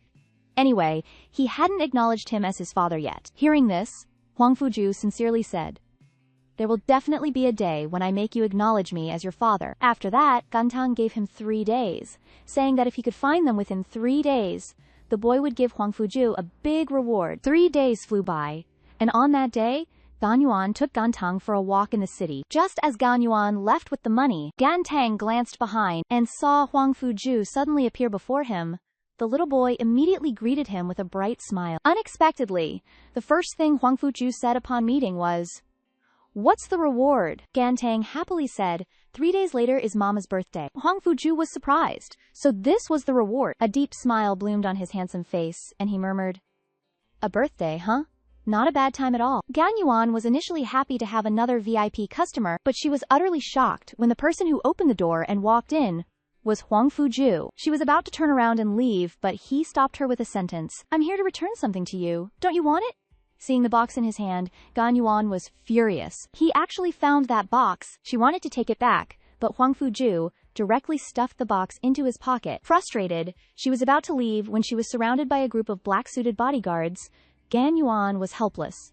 Was he planning to use his numbers to bully her? Hong Fuju coldly said, I just want to have a little negotiation with you. Gan Yuan knew exactly what he wanted to negotiate, and she bluntly said, if you want to talk about acknowledging the child, forget it. At this moment, Hong Fuju couldn't help but feel angry.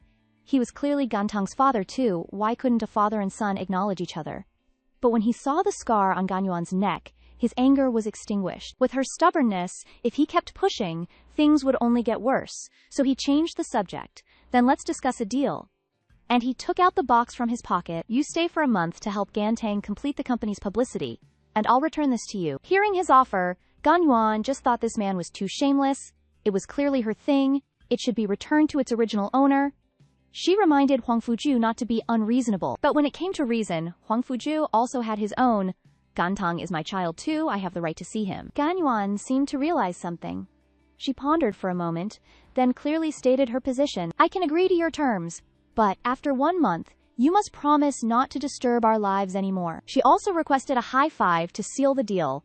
Hong Fuju didn't hesitate, and readily gave Gan Yuan a high five. But the moment their hands touched, the memories of 6 years ago resurfaced in Hong Fuju's mind. He unconsciously held her hand tightly, and without waiting for Gan Yuan to react, he shouted, Gan Yuan, prepare the most comprehensive training program for Hong Fuju, she thought to herself. If I don't make him work like a dog today, I'm not a Gan anymore. But as soon as she turned around, she met Jing Chen, and her face immediately flushed red. Hong Fuju ambiguously said, what's wrong? Are you shy? Gan Yuan tried to appear calm. The one who should be shy is you. But her eyes weren't being honest, constantly sneaking glances. They'd already slept together, touched each other. What was there to be shy about looking at? Immediately afterwards, the hellish exercise program officially began. First, 50 twisting sit-ups, 50 squat ranks for 3 minutes, and then another 50 squats with weights. The bodyguard standing nearby couldn't help but say, this isn't exercise, this is a death wish. Seeing Hong Fuju drenched in sweat, Gan Yuan flashed a wicked smile and sighed. Mr. Huang Fu, are you already giving up? All show and no go, huh? Before Gan Yuan could finish, Hong Fuju pulled her close, bit down on her lips, and then smirked, asking, wanna continue? Gan Yuan, flustered by the sudden move, was speechless.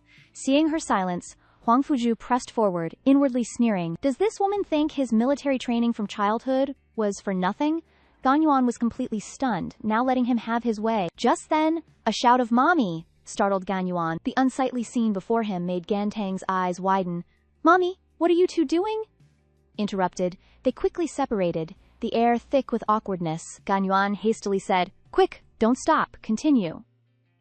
So Huang Fuju resumed his push-ups.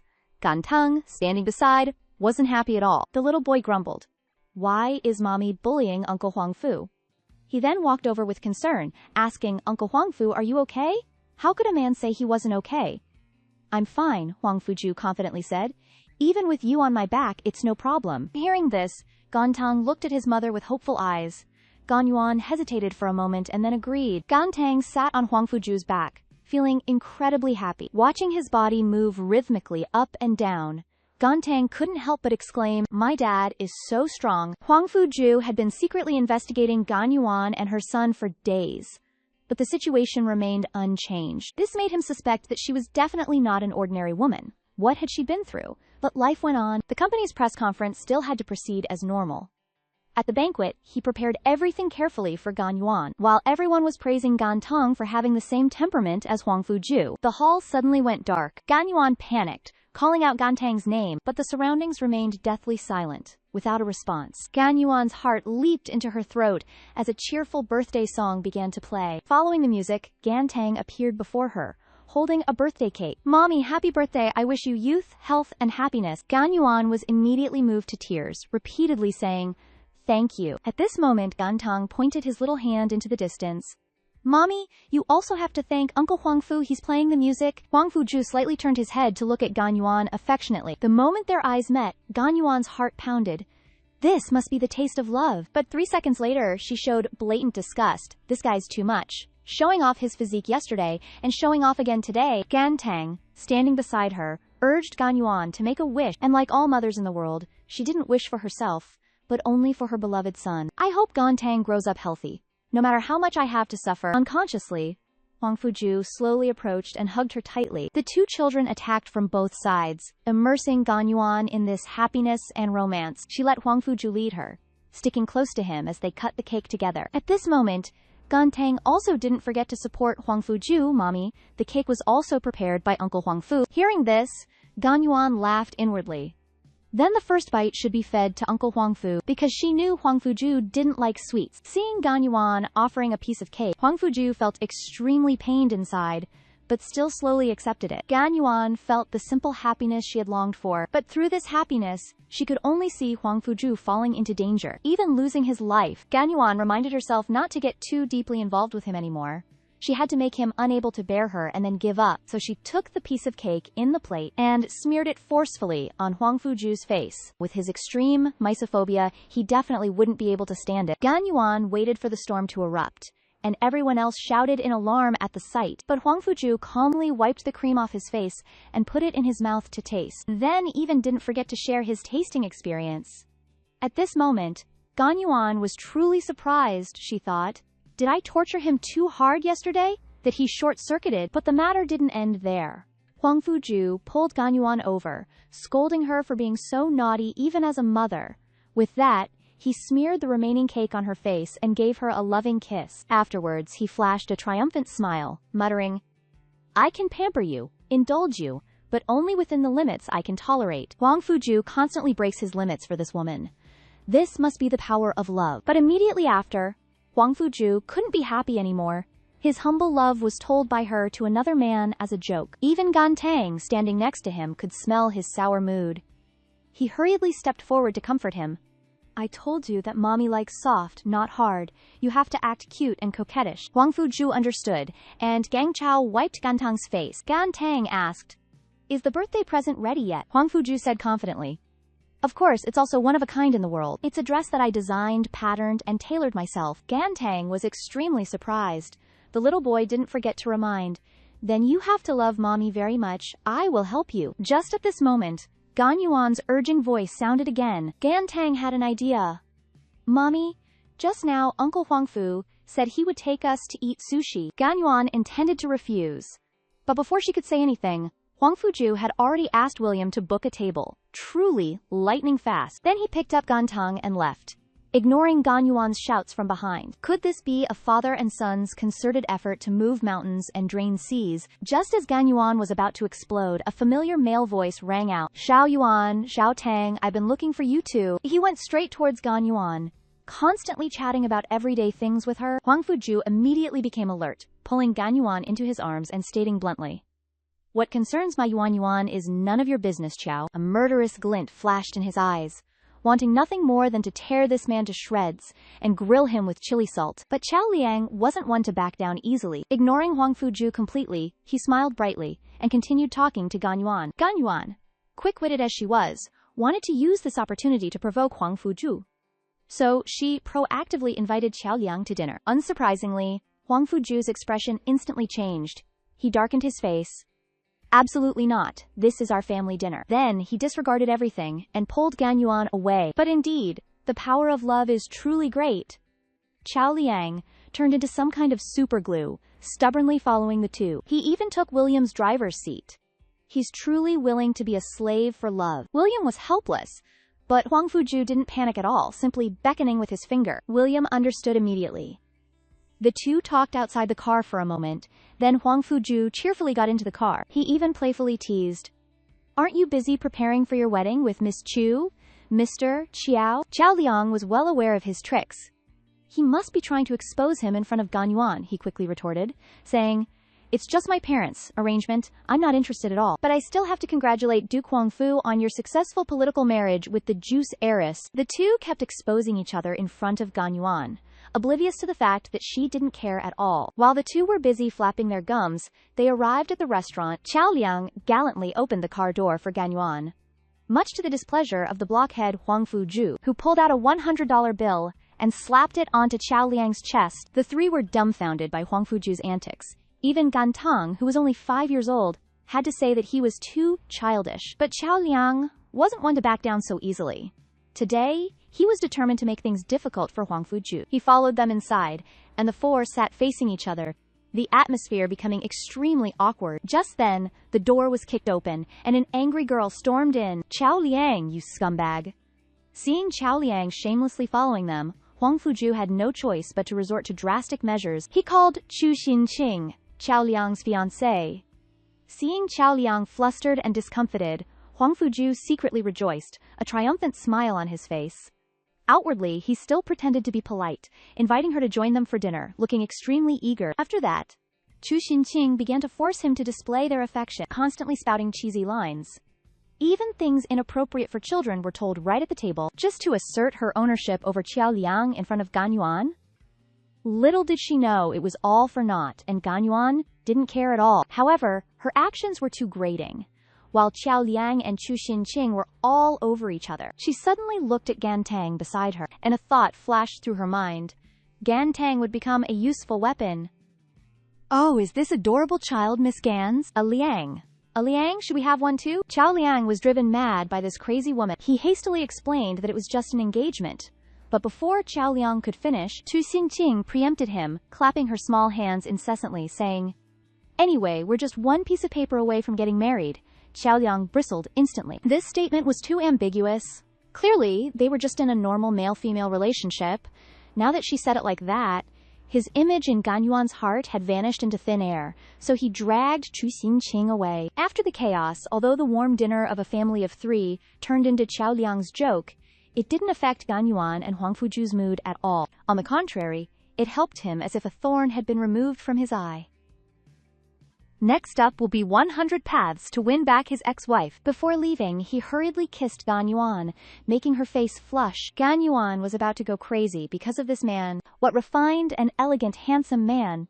He's just a sleazy old man. She went home annoyed. Just then, a very strange feeling came from afar. It was as if someone was staring at her, but when she turned her head, she didn't notice anything. She had no idea that a shadow was watching her every move. Under everyone's gaze, he forcefully pinned her against the wall. Gan Yuan was panicked and flustered, hitting him repeatedly. Huang Fuju completely ignored these light punches like drizzling rain. His eyes curved as he stared straight at Gan Yuan's curves. He frowned, falling into thought. Her figure wasn't much different from 6 years ago, only her breasts seemed rounder than before. He couldn't take his eyes off her, muttering that her collar was too low. While he was regretting doing the neck V, Gan Yuan kept pulling it down. She said, annoyed, "We have nothing to do with each other. Why are you controlling what I wear? I want it as low as I want." He pressed closer to her. Gan Yuan wanted to escape his shackles, so she kept struggling. At this time, Huang Fuju was running out of patience. He said in a low voice, "If you keep struggling, I'll force a kiss on you." Gan Yuan was also annoyed. She pulled out the hairpin from his suit. She was about to stab Huang Fuju through the heart when he snatched it away. He casually clipped it to her chest, locking up that beautiful scenery. He looked at his masterpiece with great satisfaction. But Gan Yuan was not happy at all, constantly nagging him to compensate her for the dress. He wasn't angry or annoyed either. Huang Fuju lifted Gan Yuan's face and kissed her deeply, then arrogantly warned, if she dares to take it off tonight, he will tell Gan Tang that he is the boy's father. Gan Yuan angrily gritted her teeth, but she had no choice but to silently accept it. The press conference quickly began. Gan Tang was the coolest boy on stage. At this moment, Gan Yuan only had her handsome little boy in her eyes, completely ignoring Huang Fuju, who was slowly approaching her when she was so excited that she forgot herself. Huang Fuju secretly nibbled a piece of preserved plum on her neck. Then he ignored Gan Yuan's anger, took her hand, and kissed it lightly. Huang Fuju said one sentence, "Wait for me." So profound. Who could resist such teasing? Her mouth scolded the reckless man, but her heart couldn't help but beat. Boom ba la boom. As the lights flickered and the thumping music played, Gan Tang walked coolly onto the stage. Following right after Gan Tang was Huang Fuju, wearing matching father-son outfits with the boy. Everyone cheered for their handsomeness. Their excited hearts were about to fly out of the screen. But at this moment, Gan Yuan clenched her hand tightly. She was scared. There were too many media present, and he went on stage with Gan Tang. If they found out about this, she didn't dare think about the consequences. Although Huang Fuju was impeccable, Gan Yuan didn't want to accept this favor. At this moment, she just wanted to leave this place quickly. Just staying by Huang Fuju's side for another minute might put the two of them in more danger. While the two were conflicted, a little boy rushed over to report, Gan Tang is fighting with another kid. At this moment, Gan Tang was being pinned to the ground by a blonde boy. Gan Tang wasn't willing to be outdone and kicked the boy away. All's fair in love and war. Seeing the adults gathering, the blonde boy started to throw a tantrum, crying loudly and making a scene. Gan Yuan quickly rushed over to check her son carefully, but before she could react, the shrill scolding of a woman in a red dress rang out. Without clarifying the situation, she opened her mouth to curse. She listed how noble her son's identity was. When she was about to step forward to attack, she was stopped by Gan Yuan. But what scared her wasn't Gan Yuan, but the cold, sharp gaze of the man standing behind Gan Yuan. An intense pressure made the woman in the red dress tremble uncontrollably. Jirui, seeing that he had an adult backing him, also began to act arrogantly, constantly scolding Gan Tang as a bastard, unaware that a storm was approaching. How could Huang Fuju stand by and watch others call his son a bastard? He was extremely angry. But before he could react, Jirui directly rushed towards Gan Tang. Gan Yuan hurriedly protected her son, ignoring the fists raining down on her. This scene completely enraged Huang Fuju. How could he allow others to bully his woman and son? He grabbed the little boy, and Jirui was instantly lifted high into the air. No one could look down on Huang Fuju's son, not even a child. Everyone was terrified by this scene. William was also panicked, secretly praying that someone could step forward to stop him. Otherwise, if things got too noisy and turned into a conflict between two countries, it would be a big trouble. Seeing that he was about to go crazy, Gan Yuan stepped forward, quickly put the child down. Doing this will scare Gan Tang. Gan Yuan was afraid that it would cause chaos and attract reporters, which would reveal their relationship. Huang Fuju seemed to realize that this action might leave a bad impression on Gan Tang, so he gave a way out, telling Jirui to apologize to Gan Tang and that everything would end there. Gan Tang in the back was completely captivated by Huang Fu's cool actions, his eyes shining brightly. But Gan Yuan wasn't happy, thinking to herself, "Cool my foot? We almost had a big problem." This Huang Fuju is too doting on his wife. She only sneezed, and he took off his coat for her and gave her a tight hug. Caught off guard by his sudden action, Tang Aining heard Huang Fuju say, "This will keep you warmer." Who could resist a domineering CEO's pursuit like this? Tang Aining's face was already flushed with embarrassment, but she stubbornly insisted she wasn't cold. The truth was, she was already falling for him. She began to blame herself. I should have just left decisively, never appearing before him again. But this feeling of not being able to let go, I've been avoiding him for 6 years. Was it all for nothing? With that thought, she pushed Huang Fuju away forcefully. She couldn't continue like this. If she did, it was only a matter of time before those people found out. She wanted to quickly take Tang Tang away from him. After all, the 1-month agreement was already over. She gently woke Tang Tang, who was still sound asleep, from his beautiful dream. Unexpectedly, the first thing the little boy said when he opened his eyes was, "Mommy, Uncle Huang Fu said we can go to the beach." Tang Tang seemed to sense her hesitation, so he continued, "Mommy can't break her promise. Mommy said before, that after the activities are over, she would take me to swim at the beach. Tang Aining couldn't find a response, so she resorted to stalling, but unexpectedly, Tang Tang started pretending to be pitiful. All my friends in kindergarten have gone already, and I'm the only one who hasn't gone yet. His pitiful appearance was truly heartbreaking. Tang Aining thought for a long time but still didn't reply. Seeing the mother and son at an impasse, Huang Fuju immediately stepped forward and hugged Tang Tang. He gently comforted him. Xiao Tang, let's go home first. Uncle will pick you two up on the weekend. A mother and son's promise can't be broken. Regardless of Tang Aining's reaction, he made the decision just like that. Tang Tang happily gave her a kiss to show how happy he was. Tang Aining could only reluctantly accept. She didn't expect this whole scene to be a scheme by the father and son duo. Later, they also didn't expect that what was supposed to be a happy family time would turn into something that Tang Aining would regret immensely. It was Tang Tang's first time going to the beach, so he was very happy. Moreover, both his dad and mom were there with him this time. He played very happily, and Huang Fuju wasn't idle either.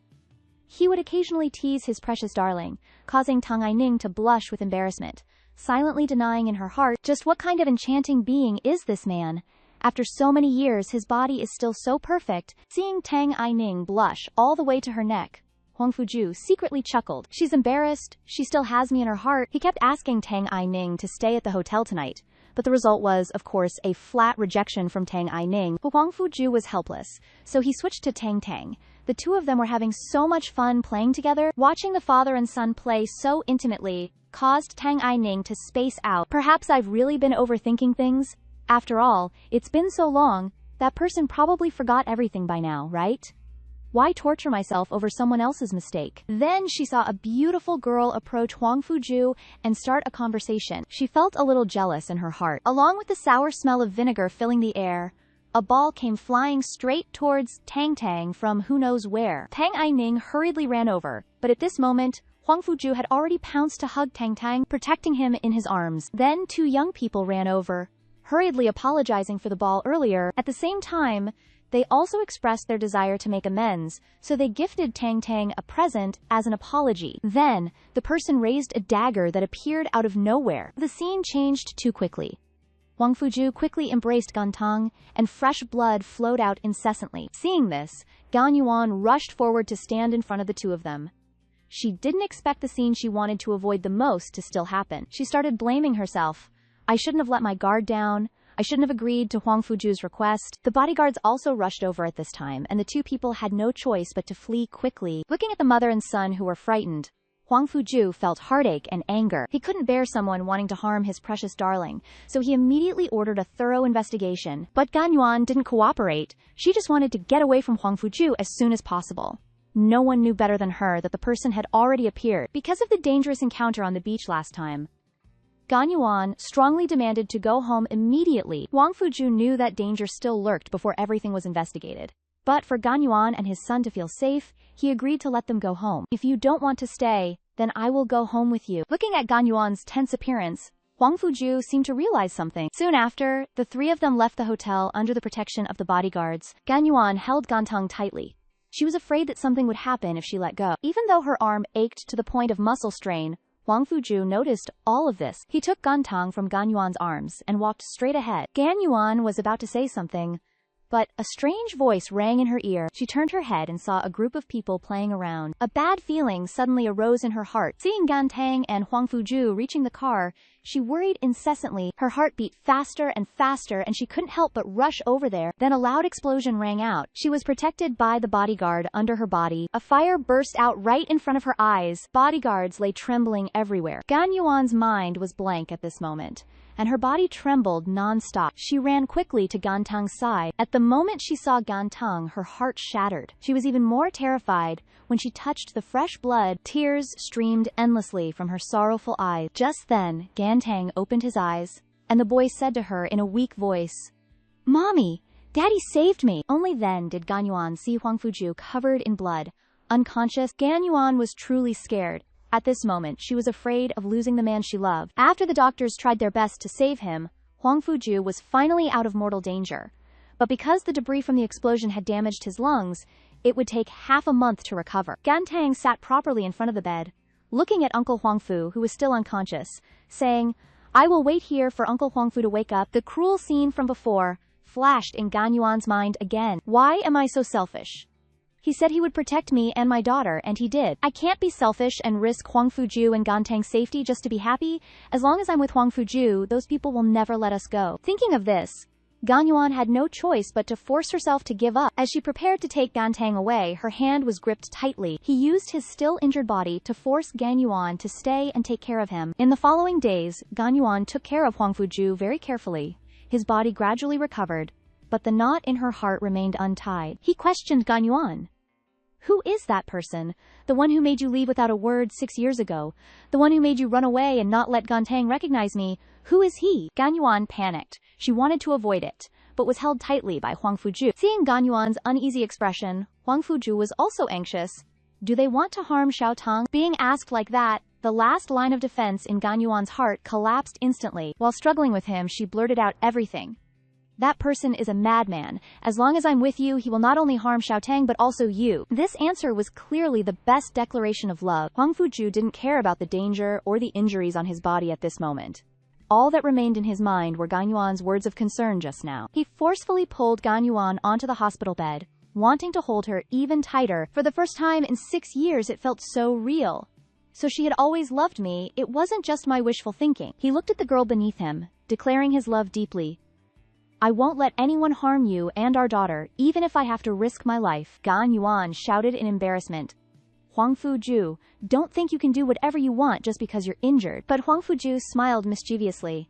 I'm really looking forward to seeing what you want to do with me. The night passed just like that in their murmurs, but sweet moments are always short-lived. Early in the morning, an uninvited guest came to visit. 1 second he was still reviewing documents with high spirits, but hearing a sound he became a weak and sickly man again. After receiving a word of concern from Gan Yuan, he became even bolder. He stood up unsteadily, looking like he could be blown away at any moment. How could the simple Gan Yuan have ever seen this scene? She quickly ran over to support him. Huangfu took the opportunity to fall into her arms. Who knows where this domineering CEO learned to act? He just relaxed like that, relying on Gan Yuan's small strength to lie on the bed. But it wasn't over yet. He even relied on his injured body to request to move in with him. Gan Yuan still had her own limits. Taking care of him was fine, but living with him was not. She, before she could finish speaking, heard an ah sound. The bowl of soup in Gan Yuan's hand poured directly onto Huangfu. Seeing the soup stain on Huangfu's chest, she panicked. Can't you just lie still obediently? Then she grabbed his shirt, hurriedly wiping it off. But how could a soup stain be wiped away just like that? Gan Yuan helplessly suggested Huangfu take off his shirt, but his acting blood rose up at this moment. He lifted his bangs, saying pitifully, I'm injured. Gan Yuan had no choice but to do it herself, she grumbled inwardly. He's usually so serious, why is he acting like a child now? But when she saw that his whole body was covered in wounds, her heart trembled. The defenses in her heart crumbled. She grabbed the shirt and ran into the bathroom. Following her was a warm embrace. Gan Yuan blushed at his sudden action. She asked in a fluster, Aren't you unwell? What are you doing here? Huangfu shamelessly said. I'm covered in soup. I need to wash up. After speaking, he leaned closer. When the two were still flirting, Gantang arrived. That's right. The boy was there to cause trouble, huh? Why is no one here? The boys saw the two of them walking out of the bathroom together. Gantang was stunned. He suddenly felt like he came at the wrong time. In the evening, Gan Yuan put on the dress she had worn 6 years ago in the rooftop garden. She never expected that this man had kept this dress for 6 years. Huangfu gently held her in his arms, whispering in her ear, I have a lot more things stored away. I'll tell you slowly later. Along with the familiar sound, it seemed to return to the night 6 years ago. The two hugged each other tightly. Only Huangfu could never forget that 6 years ago, when the music ended, Gan Yuan also left without a trace. That morning, he waited for a long time, just like she disappeared as if she never existed. But today he continued to give up on this song. He wanted to change the ending of 6 years ago. He wouldn't let Gan Yuan leave again. Then he loosened his tie, saying incessantly, This time I won't let you leave again. I'm not afraid of anything for you. Then pushed Gan Yuan onto the bed. After a night of passion, Gan Yuan seemed to enter another world. There, they were like a pair of young lovers, hand in hand, happily running quickly through a forest full of flowers. It seemed that only the two of them existed in this world. Gan Yuan sat on the horse. Huangfu held the reins. Isn't this the princess and the prince? Next, Huangfu lifted Gan Yuan up, professing his love to her with deep emotion. Stay by my side, let me become your family. But then there was a bang, and all that could be seen was blood. Gan Yuan screamed in horror and called out Huang Fuju's name. What's wrong? What woke Gan Yuan up? It turned out it was just a dream. But the current situation of the two made Gan Yuan jump up quickly, exposing Huang Fuju's supreme treasure. Along with her scream, Huang Fuju was stunned. Her reaction is too exaggerated. Gan Yuan ran into the bathroom, her face flushed with embarrassment, peeking and constantly scolding. Jerk, Huang Fuju. In the outer room, Huang Fuju was a little dazed. Is she angry? Could it be that because of business last night, I didn't perform well? At this moment in a villa, someone was staring at a photo of Huang Fuju and Gan Yuan. It's intriguing that they share similar search trends. During the press conference, Cam Yuan and Huang Fuju's photos were released at the media event and immediately became the hottest topic of discussion. It's not just someone as curious as your younger brother, Huang Fuqi, but even the third princess of the royal family called to ask, my brother has a good eye, my sister-in-law is very beautiful. These words weighed heavily on Huang Fuxiang's heart. This meant his parents already knew and they could arrive here at any moment. However, that wasn't all. Seeing that Cam Yuan wasn't too happy upon arriving was completely beyond his initial expectations. Originally, he wanted Cam Tang to do what she liked and help Huang Fuju with publicity, but unexpectedly, things didn't turn out as planned. He didn't want his personal life to become a topic of discussion, as danger could arise at any time. Seeing Cam Yuan's panicked expression, Huang Fuju asked caringly, "Are you afraid that exposing Zhao Tang too much will draw unwanted attention?" Seeing Cam Yuan's silence, he continued, "The current situation can't be resolved just by you running away. Moreover, you devoured me clean last night, and now you want to deny everything." Cam Yuan's face instantly flushed red at Huang Fuju's words. She didn't expect him to say such things at this moment. Cam Yuan wanted her son to have a simple childhood, not one of constantly running away from unpredictable dangers, hiding in the villa all day. Now, news is pouring in, intending to reveal that person's identity. This puts not only Zhao Tang in danger, but also you. Huang Fuju gazed deeply at Cam Yuan. For Zhao Tang to have a normal childhood, he shouldn't just have a mother, he needs a father by his side even more. Cam Yuan's eyes welled up with tears as she felt guilty. She didn't want things to be this way, but who told him to be the heir to the throne? Her heart ached, and she threw herself into Huang Fuju's arms. She cherished this feeling. But for now, all she can do is try her best to protect you and Zhao Tang from harm. She immediately turned away, heartbroken, and left. At this moment, Huang Fuju's expression was very serious. He secretly resolved to investigate the people who attacked Cam Yuan and Zhao Tang, as well as the reason Cam Yuan had been avoiding him for so many years. She noticed traces of someone squatting on the ground and immediately became tense. Could this place be under surveillance? Could that person have already entered the villa? She was enveloped in fear. She hurriedly called Cam Tang, who was chasing after a puppy, back from the depths of the forest. Done for. A large hand caused Cam Tang to freeze instantly. Looking up, he saw Huang Fuju holding an adorable puppy. By the time Cam Yuan caught up, seeing such a tender scene, her panicked mood calmed down somewhat. Cam Tang was overjoyed to have the puppy and played with it on his own. Incidentally, Huang Fuju also revealed the purpose of his visit. I've investigated the mastermind behind the explosion. It's a wanted criminal from country A. He's been following me from country A to this place. The explosion last time was their premeditated plan. Now, you and Zhao Tang won't face any danger anymore. At this moment, Cam Yuan fell into contemplation again. Were they targeting Huang Fuju? But that day on the beach, they were clearly aiming for Zhao Tang. Could it really have nothing to do with that person? Cam Yuan wanted to verify further, so she directly asked to see their files. Afterwards, they went to the study together. While looking at the files, she listened to Huang Fuju unraveling the misunderstanding of the entire matter. Gan Yuan still felt like something was off. I'm afraid they see me and Zhao Tang as the people closest to you. Shouldn't assassins choose the right moment to strike a fatal blow? Hinting like that can only cause an alarm. That would instead lose the best opportunity to attack you. Listening to Gan Yuan's reasoning, a strange interest flashed in Huang Fuju's eyes. How do you know so much about assassins? Gan Yuan immediately widened her eyes, almost exposing her identity, so she hurriedly explained herself. I'm just analyzing based on common sense. After all, you are their target. It's really hard to understand why they're doing this. So if you wanted to kill me, how would you do it? Gan Yuan was stunned by the sudden question, unable to speak for a moment.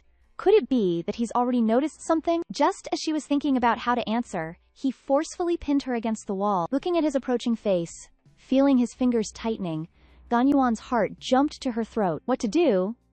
Gan Yuan was still sound asleep when Huang Fuju suddenly woke her up. Gan Yuan, "You need to leave now. Assassins are attacking this place." Gan Yuan was terrified. How could she leave him now? Hadn't she been hiding for 6 years to bring him peace? But when Gan Yuan regained consciousness, the sharp knife in her hand was firmly planted in Huang Fuju's chest. Facing Huang Fuju's questioning, Gan Yuan looked at the fresh blood dripping from her hands, and the voice in her ear, "Congratulations, Ger! You finally completed the mission, worthy of being the organization's best assassin." Gan Yuan immediately collapsed, never expecting that despite her efforts to hide, she would end up killing him with her own hands.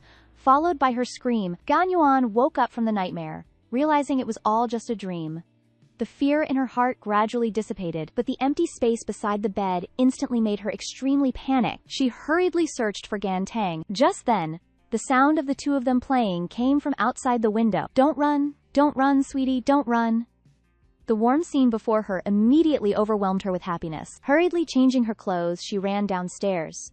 But when she and Huang Fuju looked into each other's eyes, Gan Yuan unconsciously took a few steps back. She feared that last night's dream was a warning, and even more afraid that Huang Fuju would be hurt. Recalling all the daily romance during this time, the family time at the amusement park, it was all a distant dream for her. She was so dizzy with happiness that she forgot why she approached him in the first place. She and he were destined not to be like ordinary people. How could they have happiness like ordinary people? But his vow could not be taken lightly. Huang Fuju has kept his promise. Soon, the wanted criminals were arrested. Of course, everything was developing in a good direction. They began to go out shopping without any restraint, frantically happy at the amusement park. The whole family enjoyed meals together. Moreover, Gan Tang would soon be going to kindergarten like other children. Gan Yuan knew that this could be resolved so smoothly and quickly. Inevitably, Huang Fuju used his power.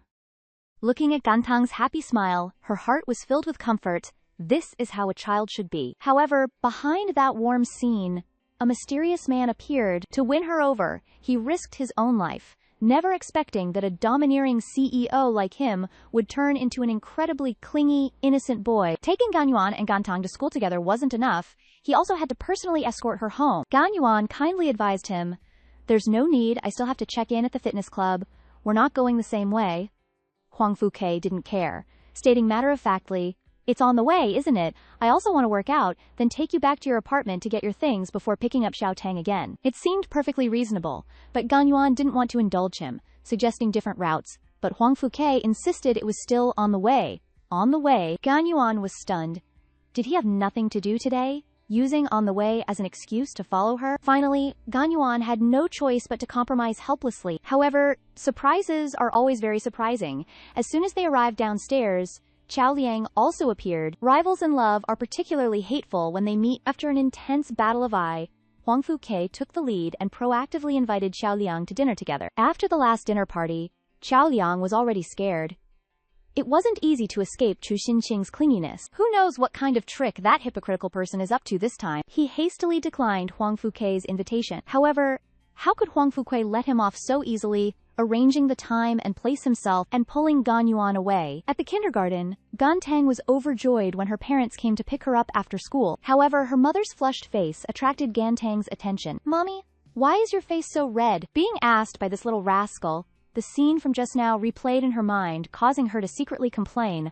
Huang Fuku was a lecher who was not yet satisfied, always having different reasons to tease her, and she couldn't resist. The three quickly arrived at the hotel they had booked in advance, where Qiao Liang had been waiting for a long time. Seeing Huang Fuke arrive, Qiao Liang couldn't help but look around, afraid that Huang Fuke would repeat what happened last time and call Chu Xinqing over. Fireworks lit up the night sky, attracting crowds to watch. Qiao Liang looked at the warm scene of the family of three, and a feeling of loss arose in his heart. Perhaps he was the superfluous one. While Huang Fuke took Gan Tang away, Qiao Liang and Gan Yuan opened up and told each other everything.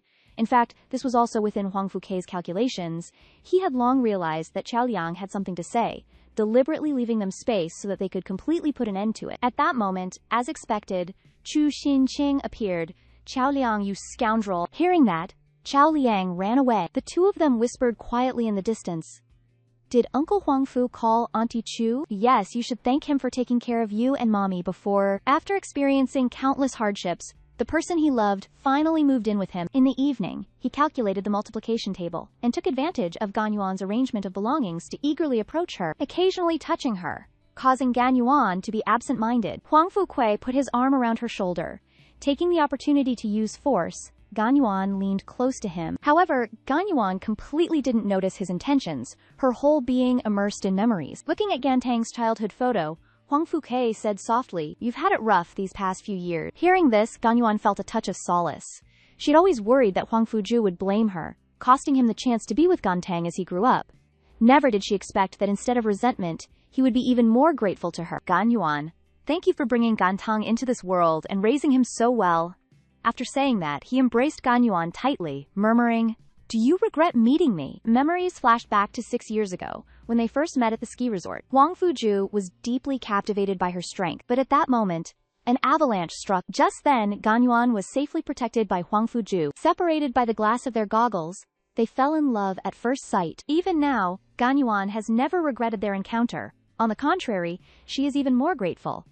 If it weren't for Huang Fuju, she would have been buried in that avalanche years ago. Originally thinking everything would go smoothly, Gan Yuan forcefully stood up, almost dislocating Huang Fuju's jaw, but her body betrayed her and she fell towards Huang Fuju, resulting in a scene that everyone dislikes to watch. Let's skip it. Early in the morning, Gan Yuan woke up, put a GPS watch on Gantang's wrist, and ordered him never to take it off. It turned out that Gantang was participating in a field trip to the outskirts today. Gan Yuan thought carefully, her heart hanging by a thread. After seeing Gantang off, she frequently checked her phone to monitor her son's location. She had to ensure her son's safety at all times. At this moment, Gan Yuan hummed a song, carrying food for dinner. Suddenly, Gantang's teacher called, "Mus, Gan, is Gantang with you?" Gan Yuan immediately froze, a sense of foreboding engulfing her. It turned out that half an hour ago, Gantang was playing when someone came to pick him up. At this moment, Gan Yuan was about to collapse. The thing she feared the most had finally happened. The two lovers had just overcome difficulties to be together, and unexpectedly, the very next day, their beloved son was kidnapped. After receiving the news, they immediately gathered with the teacher, but ultimately, there was no miracle. They searched all the places Gantang could have gone, confirming that Gantang had indeed been kidnapped. Gan Yuan quickly analyzed the surrounding terrain in her mind. The perpetrator would definitely take Gantang and escape through the mountains, so she hurriedly gave chase. At this moment, she hated that she couldn't immediately rush to Gantang's side. But on the uneven ground, just as she was about to fall, Huang Fuju behind her held her tightly. The two of them rolled down. Huang Fuju once again became a meat shield for Gan Yuan. "I know you're anxious, but you have to take care of yourself." Just at this moment, Gan Yuan discovered Gantang's handkerchief, proving that Gan Yuan's thinking was correct. Huang Fuju immediately ordered people to pursue. At the same time, Tang Gan and the bad guys were locked in a battle of wits and courage.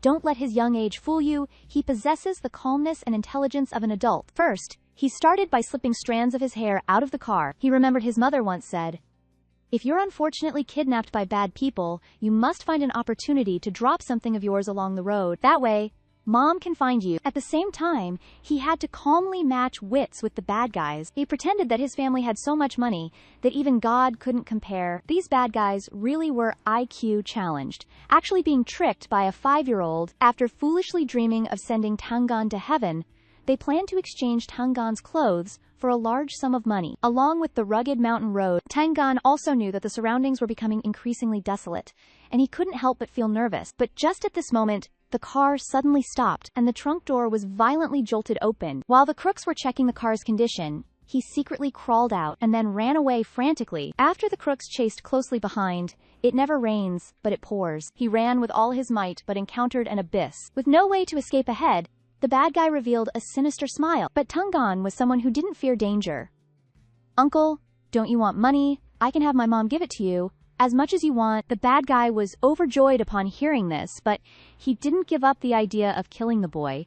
He ordered Tangan to take off his coat and throw it over there, not wanting blood on the clothes, otherwise he wouldn't get the money. Seeing Tangan obediently doing as he was told, he secretly rejoiced. Little did he know that Tangan, while throwing the coat, also threw a large handful of dirt and sand. The bad guy was blinded. Tangan took the opportunity to escape, but unfortunately tripped over a large rock, the sound of footsteps getting closer and closer. Just then, bang, the bad guy was kicked several meters away, and a handsome man appeared before his eyes. That's right, it was Master Moses, the person Tang Yuan had always been afraid of and avoided. However, he didn't seem like an extremely vicious villain. On the contrary, he took care of Tangan very attentively. Seeing that Tangan's leg was injured, he even prepared to call for help. However, there was no signal deep inside the forest like this. So, Master Moses carried Tangan towards the road. In an old, dilapidated house, Moses put Tangan down. "Little friend, rest here for a while. I'll go to a higher place to see if there's a signal." At the same time, Tang Yuan and Huang Fuju followed the clues that Tangan had left behind to find the place. They discovered the kidnapper, and through severe interrogation obtained clues. The two followed closely behind, finally finding Tangan, mother and son reunited, hugging each other tightly as if they had been separated for a very long time. At this moment, Huang Fuju noticed something unusual. There was a waterproof cushion placed where Gantang sat. Clearly someone had deliberately put it down for her. So, who was this person? Huang Fuju hurriedly asked about the cause of the matter. "Uncle Huang Fu, a mountain climber saved me. He went to find a phone signal." Seeing that the sky was getting dark, Huang Fuju prepared to take the mother and daughter back the way they came. Unexpectedly, on a distant mountain peak, Moses was staring intently at their departing figures. They quickly arrived at the hospital, where Gantang underwent a series of examinations and treatments on her leg. After returning home, Gantang clung to Huang Fuju like a shadow, even wanting him to bathe her. The sight of the two of them happily getting along caused a pang of pain in Ganyuan's heart. He is the prince of a country. When has he ever done such things? Just then, William returned. It seemed he had investigated something, so in a dark suburb, Ji Rui was being pressed hard onto the ground by two people, begging Huang Fuju for mercy. He stubbornly refused to admit what he had done. Then, Huang Fuju gave the order. A sharp sword was thrust between his fingers, scaring him into a wail, and he truthfully confessed everything. It turned out that Direct Envoy was just a nickname for the Juice ambassador. The kidnapping incident before gave Huang Fuju the idea to make Gantang stronger. Only by being strong can one avoid being bullied. So, Huang Fuju decided to arrange a teacher for Gantang, preparing to teach her diplomatic etiquette, boxing, shooting, and so on. After hearing this, Gantang was extremely excited, knowing that as long as she went home with Uncle Huang Fu, she could also see fighter planes and submarines, feeling overwhelmed with happiness, wishing she could immediately go home with Uncle Huang Fu. But when really facing the question of whether to return together, Gantang's answer was, number. Her head shook like crazy. "I want to stay with Ma Mi. Where Ma Mi is, I am." Huang Fuju wore a confident expression. "I will persuade your mother." Gan Yuan was stunned by the story of Huang Fuju and his son, and involuntarily felt a bit anxious. As a prince of country A, does he want to take Jutang back to be his successor? Taking advantage of her son's absence, Gan Yuan solemnly stated, "My son isn't going anywhere." Huang Fuju revealed a profound meaning. "Wherever you are, he will be." In the dark night, Gan Yuan once again fell into contemplation. Huang Fuju will be the future king, dazzling like the sun, and it is easy to get hurt being so close. The series of incidents triggered a warning bell in Gan Yuan. Gantang is too young and doesn't have the ability to protect himself, and she hopes even more that he can have a peaceful and ordinary childhood. Taking advantage of Huang Fuju's approach, Gan Yuan finally spoke her mind. "Huang Fuju, let me and my son leave." As soon as the words were spoken, Huang Fuju immediately became angry. "Why are you bringing this up? I don't agree." Gan Yuan became a little agitated, grabbing Huang Fuju. "I always hope that Xiao Tang can live like other children, have a normal life." Huang Fuju frowned. "He is my son. That means he is not like ordinary people. This is his destiny." However, how could Gan Yuan agree? Angrily, she turned to leave. Huang Fuju embraced her tightly, hurriedly saying to Gan Yuan in a pleading voice, "Don't go, don't disappear again. As long as you are willing to stay, power, status, money, identity, none of it matters." In a moment of urgency, she blurted out, "Okay, if you agree to give up the position of successor, then I will stay. I'll give you 3 days to think about it." Then she turned and left, leaving Huang Fuju with a silent face. Between his kingdom and the beauty, what will Huang Fuju choose? Bright and early, Huang Fuju went to find his younger brother, Huang Fuqi. With an extremely serious face, he said, "I hope you will inherit the throne." But Huang Fuqi, who lives an artistic life and doesn't care about worldly affairs, has no interest in the throne. Faced with such a question, the best way is to play deaf, as if he didn't hear anything. Huang Fuju was a little angry, and he flung the book off his face. Huang Fuqi turned away and continued to pretend he didn't hear anything. But as soon as a ripping sound rang out, Huang Fuqi immediately opened his eyes and stood up in a rage. "You madman! This is a handwritten original from the Song dynasty." But Huang Fuju didn't flinch at his anger, and continued to stare coldly at Huang Fuqi. His face showed a clear look of exhaustion. "Why are you dumping this on me?" Then he began to brainwash his older brother. Brother, you don't understand love. If a woman truly loves you, she will love you whether you are a king or a beggar. After hearing Huang Fuqi's refusal, Huang Fuju clenched the book in his hand, making Huang Fuqi so anxious that he begged repeatedly, Brother, I promise I will do everything I can to help you win Ganyuan's heart. Just obediently ascend to your throne, okay? Then he began to put on a teary-eyed look. Look at me, do I look like a king? Furthermore, once the throne is changed, a series of reactions will occur. For example, the reactions of parents, of your supporters, and the media too. Isn't that just pushing Gan Yuan into another fiery pit? Seeing that his brother was no longer reacting as violently as before, Huang Fuqi continued to brainwash him. Men can only protect their women when they are strong, isn't that so? Just then, William called, Sir, Miss Gan Yuan is nowhere to be found. Then Huang Fuju immediately ran off like the wind, leaving Huang Fuqi to sigh with poetic sentiment. What is love in this world that makes people so crazy and foolish? Elsewhere, Gan Yuan had taken Gan Tang to the airport. Seeing that it was almost time for security and customs, Gan Tang's face showed anxiety. Are we just going to let Mom and Dad be separated like this? Immediately afterward, the boy came up with a plan. Mommy, my stomach hurts. Gan Yuan was speechless.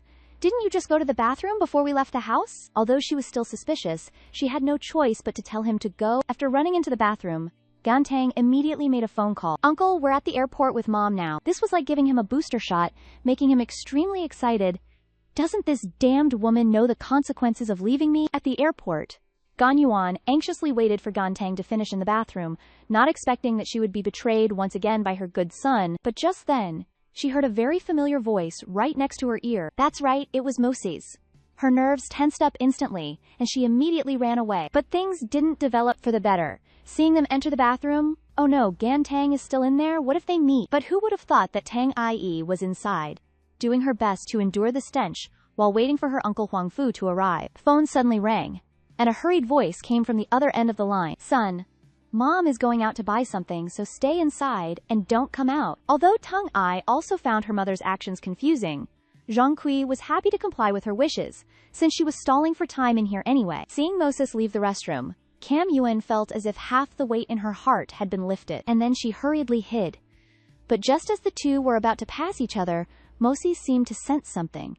At this moment, Cam Yuen's heart felt like it was about to jump out of her chest. She took this opportunity to run away quickly, but a hand tightly grabbed hers. Huang Fuju pulled hard, and Cam Yuan flew straight into his arms. Huang Fuju said angrily, What do you mean, giving me a chance? What do you mean, only if I give up being the heir will you be with me? You're such a cheat. Cam Yuan wanted to say something, but it was clear that their dispute had attracted Mosis's attention, so she hugged Huang Fuju tightly, and even took the initiative to kiss him on the lips. Such a sudden turn of events made Jing slightly stunned. Did this woman think that a kiss was all it would take to solve the problem? No way! Then he conveniently increased his strength, leading to a crowd of onlookers gathering around and shouting loudly. And that's how Cam Yuen escaped this situation. Moses turned and left. At this time, Tang Ai peeked out. Seeing this romantic scene of her parents, she couldn't help but sigh. This is the famous scene of the male and female leads in movies, so that also means that they've made up. But it seemed that the situation was more than expected, only to see Huang Fuju aggressively drag Cam Yuan away. Cam Yuan, who was just about to sneak away, had been conquered by Huang Fuju's actions. He used the most violent way to express himself. Run away? I won't let you leave me. After he was done, his attitude changed 180 degrees. He considerately brought her food and milk, and then gently embraced her. Following that, a look of gentleness and cherish appeared on his face. I'm sorry, I think I was too impulsive just now and lost control a little. Oh my god, are all men like this? Cam Yuen pushed him away forcefully. Seeing this, Huang Fuju became even more excited. We're already an old married couple and you still dislike me so much. After speaking, he started to get handsy, making Cam Yuen hurriedly shout, I'm hungry. Cam Yuen dodged this, and then started to eat slowly, but her thoughts had long since flown away. Did Moses come here to find me? If he knew that I was not only still alive, but had also betrayed him and was with Huang Fuju, and even had Tang Ai, he would definitely kill us. Thinking of this, a strong urge to leave this place immediately arose in Cam Yuen's heart. However, she was also very attached to the man behind her, so she couldn't help but start to hesitate. Then, Cam Yuan suddenly hugged Huang Fuju tightly. Take me and my son away, it doesn't matter where we go, as long as we leave this place. Although Huang Fuju was slightly stunned, his intuition told him that something must have happened. After some prodding, Gan Yuan hesitated for a moment. I've liked you for 6 years, but I wasn't worthy of your status. This sudden confession stunned Huang Fuju. Could this be why you left without a word 6 years ago? Gan Yuan didn't dare to look him in the eye. Although it wasn't the whole reason, it was indeed one of the reasons she did what she did. Receiving Gan Yuan's answer, Huang Fuju was overjoyed beyond words. He immediately said that he had already spoken to his younger brother about inheriting the throne. He didn't want Gan Yuan to leave him because of such worldly things. But at this moment, Gan Yuan refused to give up. She hurriedly exclaimed, "You can't do that. Didn't you say you wanted to make your country better? With no more poverty, no more war? How can you give up your dream?" As soon as she said these words, Huang Fuju was also stunned. How did you know? These were clearly the words from his speech when he was crowned Crown Prince 3 years ago. Being asked so suddenly, Gan Yuan immediately felt embarrassed. She had inadvertently exposed herself. It turned out that in these 6 years, she had not missed any news reports related to Huang Fuju. At this moment, the joy in Huang Fuju's heart far surpassed the joy of being loved by thousands of people.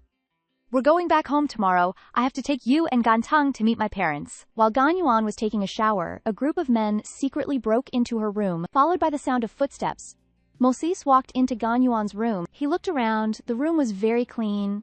Habits never change. Then he went into her bedroom, where a large, thick album caught Moses' attention. He casually flipped it open, and a photo of Gantang at the age of 5 suddenly appeared before his eyes, instantly reminding him that when Moses was 11 years old, it should have been the brightest time of his childhood. But just because he had a sharp gaze, all the other children avoided him. But only Gan Yuan not only wasn't afraid of him, but also took his hand proactively, calling him brother affectionately. At this moment, Moses looked at the photo and couldn't help but mutter, "Only my Gan Yuan isn't afraid of me." At this time, his subordinates began to report to him about Gan Yuan's situation in recent years. The longest time Miss Gan Yuan worked was at the Dynasty Hotel, during which she was very close to a person named Qiao Liang. This person often appeared downstairs at Miss Gan Yuan's apartment, only to see Moses frown deeply. Qiao Liang, huh? How interesting. At the same time, Qiao Liang, who had been outside the apartment building for a while, also discovered Moses. He kept calling Gan Yuan, but Gan Yuan was taking a shower and couldn't hear the phone ringing at all. Only after there were 99 missed calls did Gan Yuan slowly answer the phone.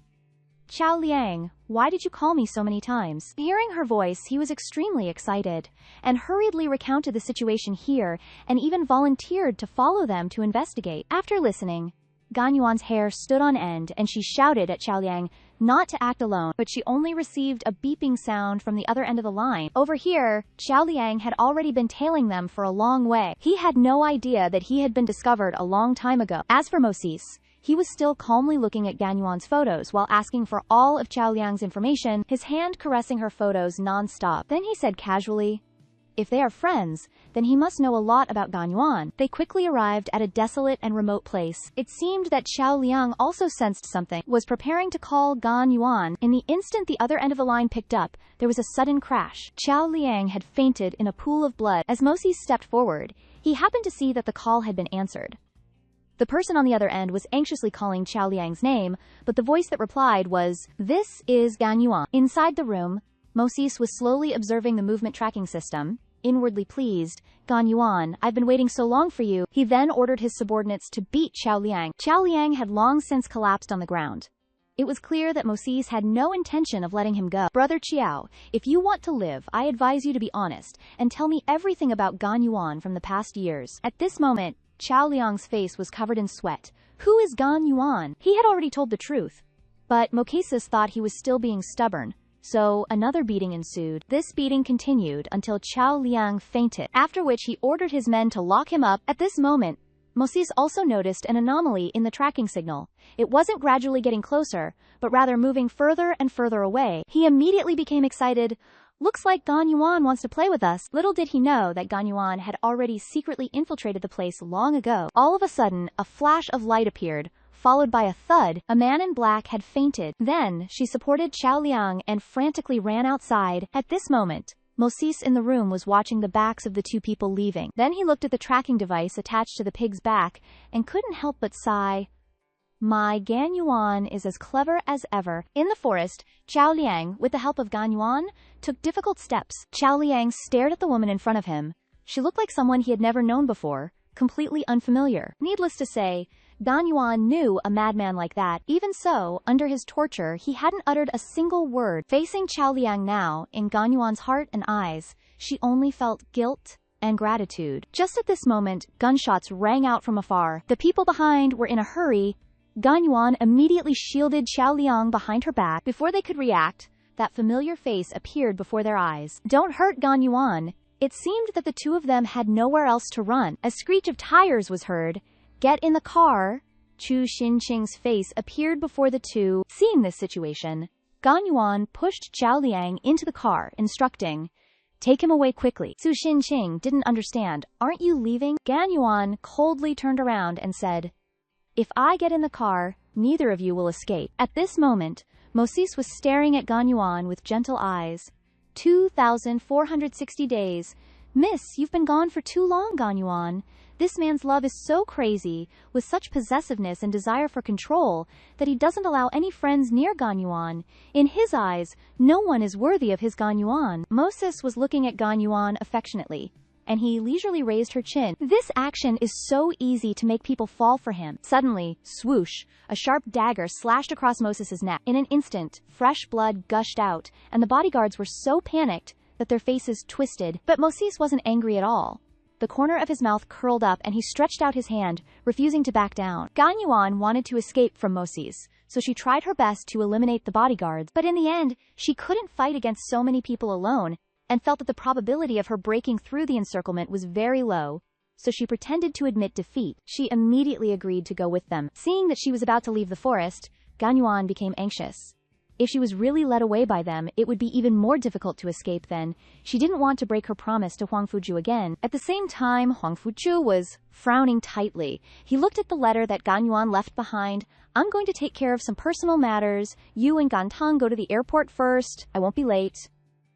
He felt uneasy in his heart, but he wanted to trust Gan Yuan more. He took Gan Tang to the airport to wait. On the other side, Gan Yuan was very anxious and didn't care about anything else. She fired a shot at Moses, taking advantage of the bodyguards. Panic, she ran away like the wind. A group of people in black frantically chased after her. Gan Yuan also made use of her flexible body to constantly change her route, making the bodyguards dizzy as they changed direction. It was precisely this noise that attracted a nearby patrolling police officer, making the people in black clothes so scared that they stood there dumbfounded. Gan Yuan also took this opportunity to escape smoothly. On this side, Huang Fuju and Gan Tang were waiting together. "It's almost time for the plane to take off, young master, but you still want to continue waiting. You are certain that Gan Yuan will not break her promise." William beside him was already extremely anxious. "If you don't leave, you will have to miss the important conference tomorrow morning." Just at this moment, a bright and cheerful voice rang out, extremely pleasant to the ear. Looking up, Gan Yuan was wearing an elegant outfit and running over. On the plane, Gan Yuan, who had been fighting hard all night, kept yawning, and Huang Fuju saw and took note of all of this. He reached out and hugged her, letting her lean on his shoulder and have a good sleep. They quickly arrived at the manor in the capital. A group of servants were already waiting respectfully. Huang Fuju looked into the distance. "Over there is the royal palace. We will live there from now on." The crown prince waited for 6 years, overcame countless difficulties, and finally brought the beauty home.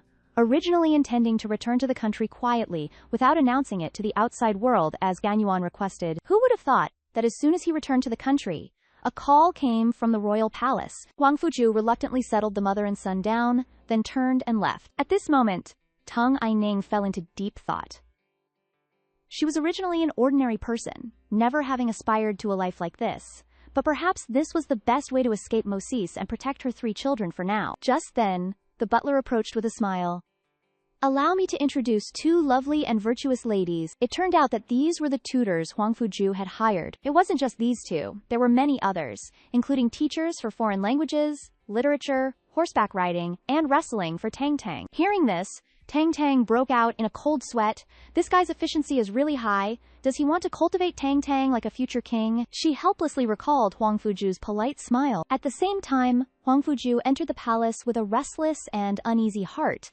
Actually, he was also afraid in his heart, afraid that his parents would object to Tang Aining because of her commoner status. But he never imagined that his unparalleled mother would not only not object, but also want to meet Tang Aining and her children. At the same time, She also prepared an extremely lavish array of gifts for their first meeting. This unexpected turn of events flustered Huang Fuju. He grabbed the pile of gifts and scurried away. Watching Huang Fuju's retreating figure, the queen's smile gradually disappeared, her eyes flashing with a sharp glint.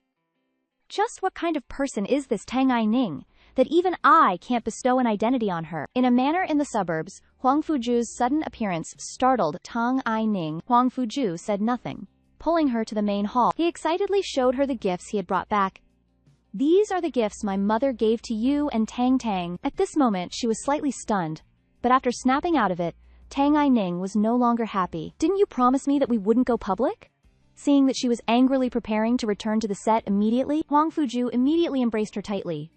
My parents don't object to us being together, so they don't mind that you're a commoner. This was originally a very good news, but in her heart she felt very bored, because she was not an ordinary person. Huang Fuju, who was immersed in happiness, suddenly threw out even bigger news. Zhao Yuan, Mom said she wants to meet you and Zhao Tong. Girls should never believe their man that they can sleep alone, otherwise the result will be like this. Tang Ai-ning woke up with a bunch of strawberry marks on her body. Seeing the message Huang Fuju left behind, she felt extremely happy. However, the noisy sound outside the door attracted her attention, only to see Tang Tang was riding a small horse, happily galloping on horseback. Seeing Mommy coming, the boy was even happier to show off his little horse. Mommy, this is what Uncle Huang Fu gave me. I named it Feng, and he will grow up with me. Nay? The horse's panting grew closer and closer, instantly making everyone's jaw drop, only to see a horse rushing madly. In order to protect Tang Tang and Tang Ai-ning, the bodyguards immediately shot at the white horse. Who would have thought that such a loud sound would startle the pony in Tang Tang's hand? After being frightened, the pony ran away madly. Tang Tang, who was strangled by the reins, was also dragged along. In order to prevent Tang Tang from being dragged away, Tang Ai-ning used all her strength to push the boy onto the horse's back. She hurriedly shouted, "Xiao Tang, don't be afraid. Hold on tight to the reins. Mommy will come and save you right away." The frightened horse ran faster and faster, farther and farther away. Seeing this, everyone prepared to shoot the white horse, but then they heard a scolding voice from afar. "No shooting. Let me see who dares to disrespect my horse." The bodyguards immediately turned into cowards, but Gan Yuan didn't care. She picked up a rock and threw it with all her might, whoosh, hitting the horse's hoof. The horse stopped, but because it was in extreme pain, the white horse leaped up. Seeing the danger closing in on Gan Tang, Gan Yuan flew forward and hugged the boy, while also not forgetting to stab the damn horse hard. Gan Tang was saved, and the horse fell heavily to the ground. The woman who approached didn't look happy at all. She was so angry that her face twitched. "You dare hurt it. I am Nancy, the most spoiled daughter of Duke Rock's family, and today I'm being ignored by this woman." Then she grabbed the whip from her servant and lashed out. How could Gan Yuan let that happen? She grabbed the long whip tightly and said angrily, "What if your horse is injured? Even if I hurt 10,000 such horses, they wouldn't be worth a single strand of my son's hair." Then she ignored Nancy's anger and turned to leave. However, a girl followed closely behind her, sincerely apologizing for Nancy. Only this delicate face made Gan Yuan's pupils contract. It looked so familiar. She had never seen such a straightforward girl, who directly flung open the bathroom door while the man was showering. This scene instantly froze her eyes. Huang Fuju added fuel to the fire, directly trapping her in his arms, whispering, "If you want me, you don't have to use such complicated methods." Gan Yuan's face showed helplessness. "Your Grace, you're overthinking it. I didn't mean it that way at all." Huang Fuju's aroused feelings died down in an instant. "Then why did you deliberately damage my window curtain and barge into my bathroom?" At this moment, Gan Yuan began to feel uneasy, quickly searching for a reasonable reason in her head. Then she immediately revealed an adorable expression. "Because I'm a little scared." Huang Fuju didn't believe this answer. This woman wasn't even afraid of blizzards, so this reason was definitely not convincing enough, but unexpectedly, all of this was because of what Gan Yuan had discovered during the day. While she was walking alone, a flash of light shone into her eyes. She looked, and discovered that this ray of light appeared in the distant forest. Driven by her instinct for alertness, she went to search, not only finding a cigarette but that was still slightly warm, but also a fresh footprint. Clearly, these are traces of someone having squatted here. What's most suspicious is that this place is about 1,000 meters away from the main building of the manor. Moreover, this angle happens to be the window of Huang Fuju's main bedroom. It's obvious someone is planning something detrimental to Huang Fuju. Therefore, Gan Yuan pretended to be a petite and lovely wife, waiting for Huang Fuju to return. As soon as she saw him, she warmly greeted him, acting like a virtuous wife. I accidentally damaged the curtains in the main bedroom. Can you change bedrooms today? Or choose the room next to mine? It's very quiet there, good for your sleep. On the surface, Huang Fuju agreed, but secretly he was delighted. He knew the curtains couldn't possibly be damaged unless they were cut with a knife, so he immediately prepared to take a bath. And didn't forget to tell Gan Yuan to get his clothes. But when she brought the clothes, no matter how much she called, he didn't answer. Moreover, the room was unusually quiet, and a bad feeling flashed in her heart, so she pushed the door open with a bang, hence the scene that appeared initially. Well, with the meat delivered right to the cat's mouth, how could Huang Fuju let it go? No matter what reason she did it for, the end result would only be one thing. 1 second he said he wasn't angry. The next he was making her compensate, starting tonight. Perhaps it was because the compensation last night was too generous that Huang Fuju overslept for the first time. He immediately got up and walked elegantly to the dining room. However, the strange atmosphere made him feel uneasy, only to see everyone standing in their place with sweat-drenched faces and ashen complexions, with only Gan Yuan's figure missing, followed by a series of inquiries. Uncle Huang Fu, Mama is in the kitchen, Mama doesn't want us to go in. A very loud bang sounded, almost scaring the souls out of these people. Everyone couldn't help but lament. It seems they can't expect anything from breakfast today. Followed by a thick cloud of acrid black smoke, Huang Fuju cautiously stepped into the kitchen, only to see a woman like a madman constantly concocting. Gan Yuan kept adding oil to the pot, her mouth also not giving in. I don't believe I can't even make a fried egg, but surprises are always extremely surprising. With a bang, cooking oil flew everywhere. He hurriedly pulled her into his arms to protect her from getting hurt. At this moment, a pile of charred fried eggs came into Huang Fuju's view. His eyes were filled with happiness. She's making breakfast for me. Perhaps he was driven crazy by happiness. A king like him actually picked up the shapeless plate of eggs, ready to eat, completely ignoring the surprised looks around him. After eating, he even praised it for having a very special flavor. His face was radiating stars of happiness, making Gantang exclaim, Mama in love is really not normal at all. Before leaving the door, they even exchanged sweet kisses, scattering dog food everywhere. How are single people supposed to live like this? After seeing Huang Fuju off, Gan Yuan also entered a state of battle readiness. She wouldn't allow anyone to do anything detrimental to Huang Fuju. She must find the person hiding here. At this moment, an invitation to dinner from the Duke caught her attention. Although she extremely disliked places that attracted high attention like that, places like this were the best places to gather information. Therefore, Tang Ai-ning elegantly entered the banquet. The sounds of people at the banquet were extremely noisy. Right, these are all people from the upper class in country A. You can always find some clues here. At this moment, a man in a very flashy suit walked up to Tang Ai-ning with a smile, and she knew this man very well. He was the playboy of the Robert family, Aben Robert.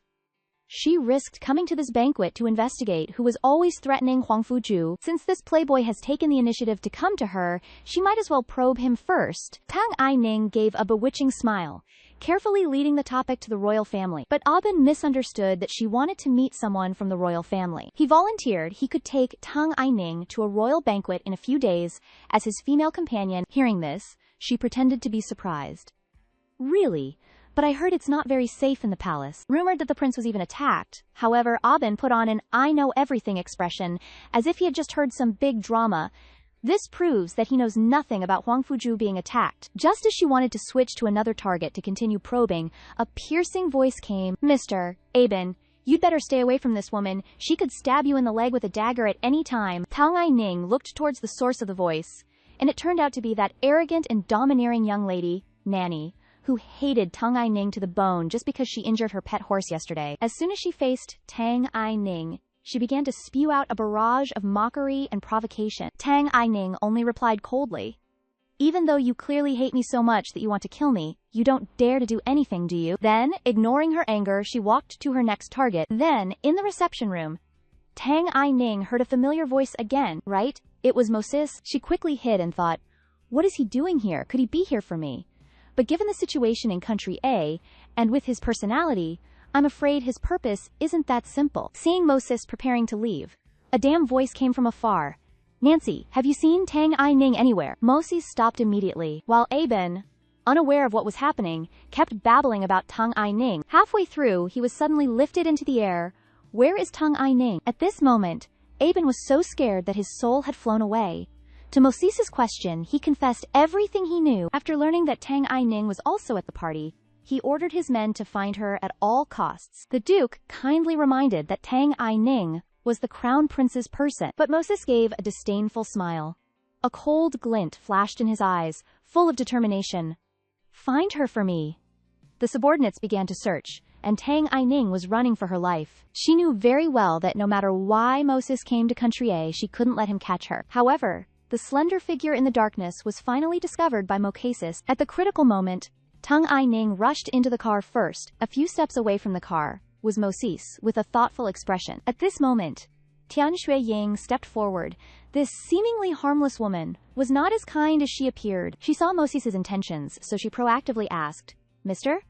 Moses, if you want to find Tang I-ning, I think I can help you." Moses frowned. "It seems Miss Tian Shu-ying can arrange a meeting for me and Gan Yuan. We'll hit it off very quickly." On the side, Huang Fuzhou was racking his brains about the Red Flame organization that always wanted to assassinate him. They were extremely vicious. Once they targeted someone, they wouldn't easily give up. William suggested that Huang Fuzhou return to the palace for safety, but Huang Fuzhou felt that it was absolutely impossible. If those people were targeting him, then Gan Yuan and her child would become their unscrupulous methods. Therefore, he couldn't wait any longer. He had to get married immediately. Then he ordered William to prepare a press conference for tomorrow morning. He wanted to announce it to the whole world. He wanted to give Gan Yuan a legitimate identity. That way, they could live with him in the palace. At this moment, he completely disregarded the opinions of the king and queen, and he didn't even care whether Gan Yuan agreed or not. He just wanted to keep Gan Yuan safe by his side. At the same time, he ordered William to find the best gemstones. By tomorrow morning, he wanted to come up with the best proposal plan. William originally wanted to say something more, but looking at the fiery aura around him, it was better to run first. As for Huang Fuzhou himself, he spent the whole night designing a unique ring for Gan Yuan. Looking at the sleeping beauty before his eyes, a feeling of warmth filled his heart. He wanted to give her the best things in the world. Just at this moment, a hand kept pulling at him. At that time, she endured the heart-wrenching pain in her body, as he wished, tattooing this flower of sin onto her. Why did he have to stubbornly force her like that? She originally thought that coming to A country he wouldn't easily find her. But seeing Messias outside the window, Gan Yuan's little heart began to worry. Just at this moment, Tian Shui-ying called, "Hello, Gan Yuan. Nancy disrespected you before. My father wants to apologize, so he wants to invite you to lunch." At this time, Gan Yuan seemed to understand a little. The reason Moses knew where she was but didn't act was probably because he was a little wary of Huang Fuzhou's identity. Otherwise, with his personality, he would have come to her door last night. Today's appointment is probably also related to Moses. Could it be that Huang Fuzhou's assassination is related to Duke Law? Still with that suspicion, Gan Yuan boldly went to the appointment, accompanied by Tian Shui-ying. The two of them visited the Duke's flower garden together. Listening to Tian Shui-ying's confident words, this girl in front of her always gave her a very familiar feeling. Gan Yuan was sure she had met her somewhere before. Then lunch began. And through the Duke's insincere polite words, Moses made a grand appearance. "I told you we'd see each other again very soon." Gan Yuan ignored Moses's enthusiasm, mocking his clumsy way of starting a conversation. In order to pretend that the two of them didn't know each other in front of everyone, Moses helplessly responded quickly. He lamented that Gan Yuan looked very similar to his Ger. He looked at Gan Yuan with extremely gentle eyes. But he complained about his Ger, who had been angry and left home for 6 years, and hadn't opened the birthday present he had prepared for her, and then used this as an excuse to ask Gan Yuan to drink a glass with him. Knowing that she couldn't avoid it, Gan Yuan reluctantly agreed, but the servant pouring the wine had the eyes of an assassin. It seemed this glass of wine was undrinkable, so she flicked her finger, and the wine in the servant's hand spilled all over Gan Yuan. She used this as an excuse to leave the table, but unexpectedly, Tian Shui-ying followed. Ignoring Gan Yuan's refusal, she insisted that she change into her clothes and pleaded with her not to blame Moses. He was so rude today because Ji is very important to him. These words made Gan Yuan very curious about the relationship between her and Moses.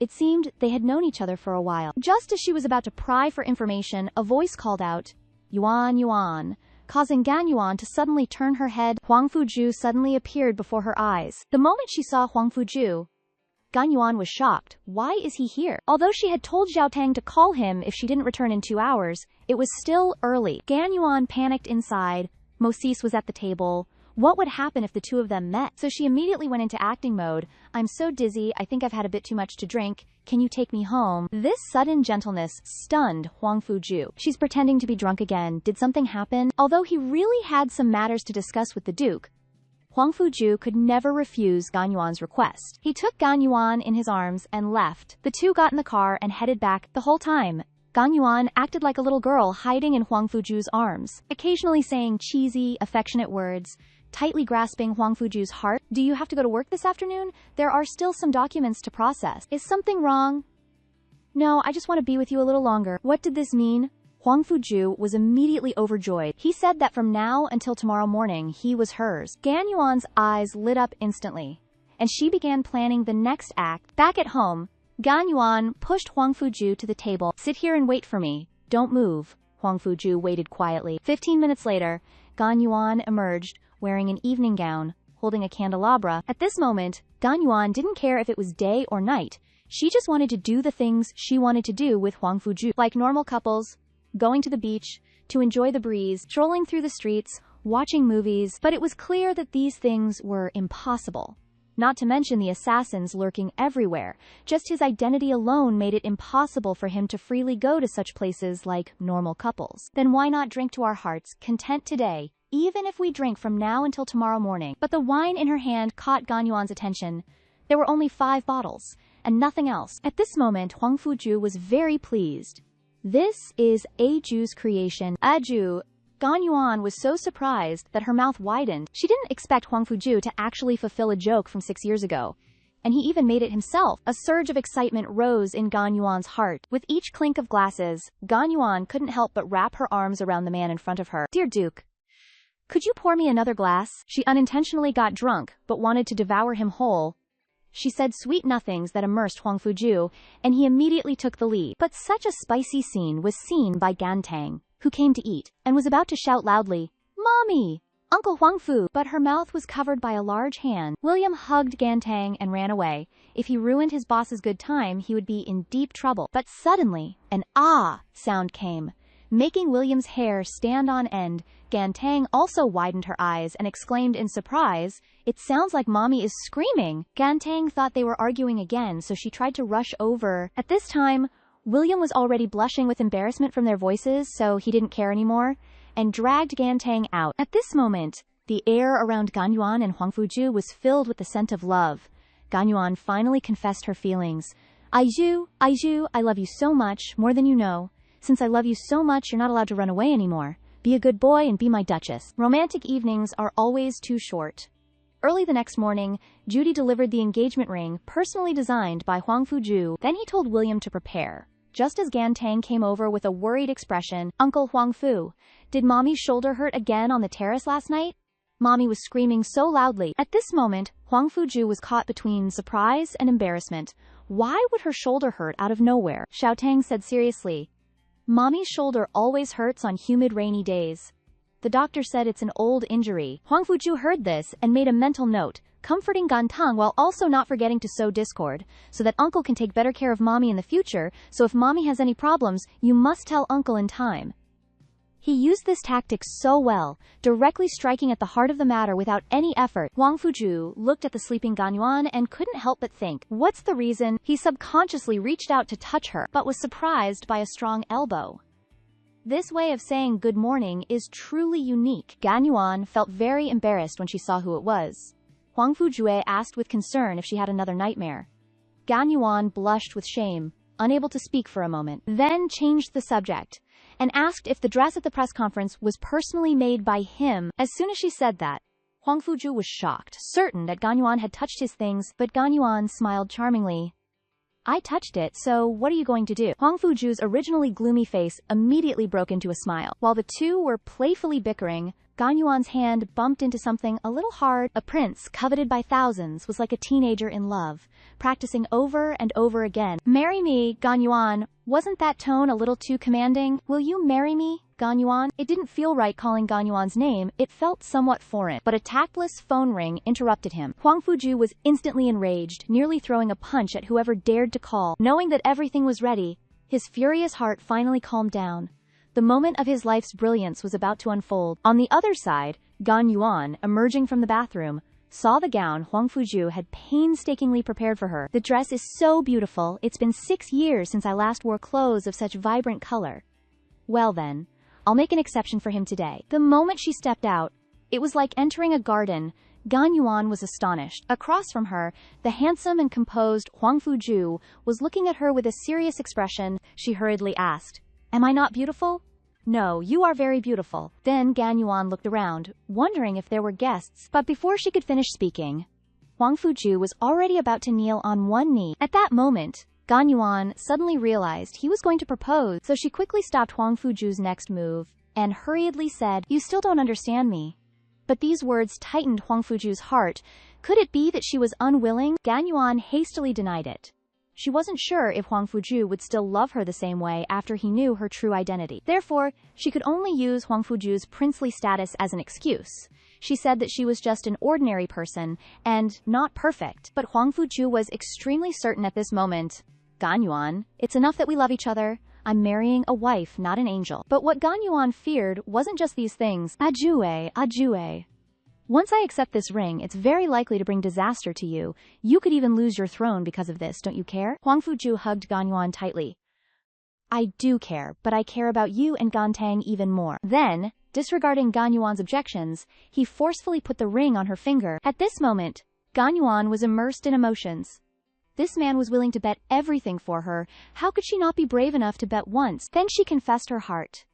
"Aju, Aju, I want to be by your side. I will cherish it like my life." Accompanied by everyone's cheers, the two embraced and were lost in the moment. But just at this moment, someone from Duke Locke's residence arrived. Duke Locke's residence sent a messenger with a letter of invitation from Miss Nancy, inviting Gan Yuan to co-host this year's royal polo match. This made Gan Yuan feel awkward. She didn't know how to play polo. The messenger saw Gan Yuan's embarrassment and quickly explained, "It's not to invite Miss Gan Yuan to play polo, but to invite her to serve as a consultant for the match." Huang Fuju also quickly said, "If you're not interested, you don't have to go." But Gan Yuan didn't want to give up like this. She wanted to see what tricks Nancy was up to. Moreover, if she had already accepted Huang Fuju's proposal, then these interactions would definitely be unavoidable in the future. She had to get used to it. If she couldn't even do this, how could she be Huang Fuju's woman? Under Huang Fuju's escort, she went to the competition venue. Huang Fuju, dressed in a suit, exuded a powerful aura. The reason he brought Gan Yuan was to show her off and back up the woman he loved, to make those who wanted to bully her think twice before acting. But the jealousy of women, once ignited, knows no fear. Nancy had always harbored a secret crush on Huang Fujue, and her purpose in inviting Gan Yuan was to humiliate her. Therefore, she invited Gan Yuan, but intentionally didn't reserve a seat for her. Just when the two were feeling awkward, the playboy A happened to appear. He pulled Gan Yuan and sat her in his seat. Moreover, the two of them chatted happily, making Nancy beside them burn with anger. But that wasn't all. Nancy pretended to invite Gan Yuan to be a guest speaker. She said with a smile, "It's very simple, just read from the script." Gan Yuan had no choice but to accept. Gan Yuan slowly walked onto the podium and read from the script. But the following content made her eyes widen. Why was it all in French and Latin? While she paused, Nancy beside her couldn't hide the joy in her heart. "Gan Yuan, you're just a hotel manager, yet you dare to steal my man. Today, I'll make you lose all face." But she didn't know that these things were trivial matters to Gan Yuan. Not only did she handle it with ease, but she also exclaimed that the reason she paused was because of surprise. The youngest member of the royal team is only 19 years old. Clearly, Gan Yuan won this round completely. But how could Nancy give up so easily? She used the excuse of congratulating the team to bring up the prepared wine. Gan Yuan only took a light sip at the edge of her lips and stopped. Seeing this, Nancy hurriedly urged her, but Gan Yuan pretended to be surprised and pointed behind her. Qi Shuying took the opportunity to swap the glasses, while Nancy turned her head, then smiled. "Ah, it seems I saw it wrong." She only drank one glass of wine, and her body immediately became hot and limp. Seeing this, Nancy rejoiced in her heart. This time, even a god can't save you. Then, she pretended to suggest that Gan Yuan go rest in the VIP lounge, where there were fewer people, and didn't forget to call Playboy A to help. Halfway there, Nancy pretended to ask about Gan Yuan's condition. Gan Yuan also played along. "It's okay, I just feel hot all over. Maybe it was too hot on the stage just now." At this moment, Nancy also suddenly felt hot. Could it really be too hot on the stage? But why is my heart beating so fast, and my mouth is a little dry? Following the upward curve of Gan Yuan's lips, Nancy fell to the ground. At this time, Aben had also rushed over. He asked in surprise, "What's wrong with Nancy? Isn't she feeling well?" Gan Yuan pretended to be very worried. "Aben, please help her to the lounge first." While Aben helped Nancy up, Gan Yuan lied that she was going to find a doctor and hurriedly ran away. In the lounge, Nancy's face was flushed, and her whole body was burning. She saw Aben in front of her and threw herself into his arms. Her eyes were hazy, and she murmured Huang Fuju's name. This sudden, intimate gesture startled Aben. Nancy didn't care and directly made her move. He originally thought a good show was about to begin, but unexpectedly, Nancy was pushed away. Aben's expression was disgusted. If it were before, I wouldn't mind playing with you a little, but you treated me as a substitute for someone else. Then, he turned and left, leaving Nancy unsatisfied and flailing alone. At this moment, Gan Yuan arrived with a group of people and happened to meet Aben leaving. She pretended to care a little, but when the two of them entered the room, the scene before them stunned them once again. At this time, Nan was disheveled, pulling the curtains, and started to enjoy herself, with happy cries coming from her mouth. The group of people who came to watch the fun immediately caused an uproar. At this moment, Gan Yuan panicked and quickly wrapped her in the curtains, then told people to quickly take Nancy to the hospital. Gan Yuan never expected Nanny's drug in the glass to be so strong. If I had drunk it at that time, then the one losing face now would be me. Just then, clear and distinct applause came from behind. My girl, your handling never disappoints me. Moses watched Gan Yuan leave. With a myriad of thoughts, Ger has never been interested in polo. What exactly has changed her in these 6 years? Could it be the man beside her? He unconsciously frowned. In the hospital hallway, 2 bodyguards were pricking up their ears, listening for the slightest sound. Nearby, a woman asking about Nancy's news attracted the attention of the two. Seeing this, the long-haired man quickly chased after her. Excuse me, are you looking for Macass, Nanny? Yes, I am looking for her. With a swoosh, she fainted. She didn't know how long it had been when she was awakened by a glass of water. The person who suddenly appeared in front of her was Moses. He frowned tightly and asked in a low voice, "Was the drug in the wine put in by you, or was it Nancy's idea?" She originally planned to take a gamble, but she was still frightened into trembling by the gun in front of her on the sofa. She hurriedly answered Moses's question. Yes, it was Nancy. It was her. But as soon as she finished speaking, she saw Moses wave his hand, drag her out, and deal with her. A powerful and fierce aura instantly enveloped his handsome face. In this world, no one can bully Gur except me. Then, he turned and walked towards the hospital. At the villa in the suburbs, the family of 3 was happily having dinner. Zhao Yuan, what kind of wedding do you like? This sudden question caught Gan Yuan a little off guard. Being able to get to today with Huang Fuju, I'm already very satisfied. How dare I be ambitious about what kind of wedding? She said truthfully that she was fine with anything. But such an answer made Huang Fuju very unhappy. Gan Yuan suddenly realized she had said something wrong and quickly explained she doesn't care about what form it takes, as long as we are together. This apologetic look made Gan Tang very happy on the side. But such an answer was also the answer that satisfied Huang Fuju. But at this moment, William rushed in a panic. "Sir, it's bad, miss. Nanny is dead." This explosive news stunned them both. Huang Fuju hastily asked for the reason. She slit her wrists and committed suicide in the hospital bathroom. Suicide? Could Nancy really commit suicide? In Gan Yuan's mind, Moses's figure suddenly appeared. Could it be his doing? Gan Yuan was very suspicious of Nancy's suicide.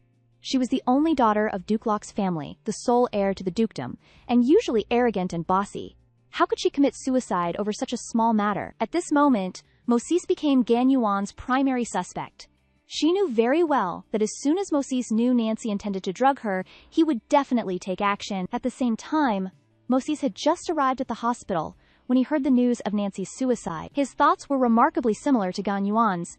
He was certain there was more to it than met the eye. Therefore, he sent his subordinates to the ward to investigate. Unsurprisingly, Moses discovered very obvious scratches on the bathroom door handle. Moreover, there were very clear footprints on the balcony. All of this was enough to show that Nancy didn't commit suicide. Someone had killed her in the bathroom and disguised it as a suicide scene. But these footprints were very slender.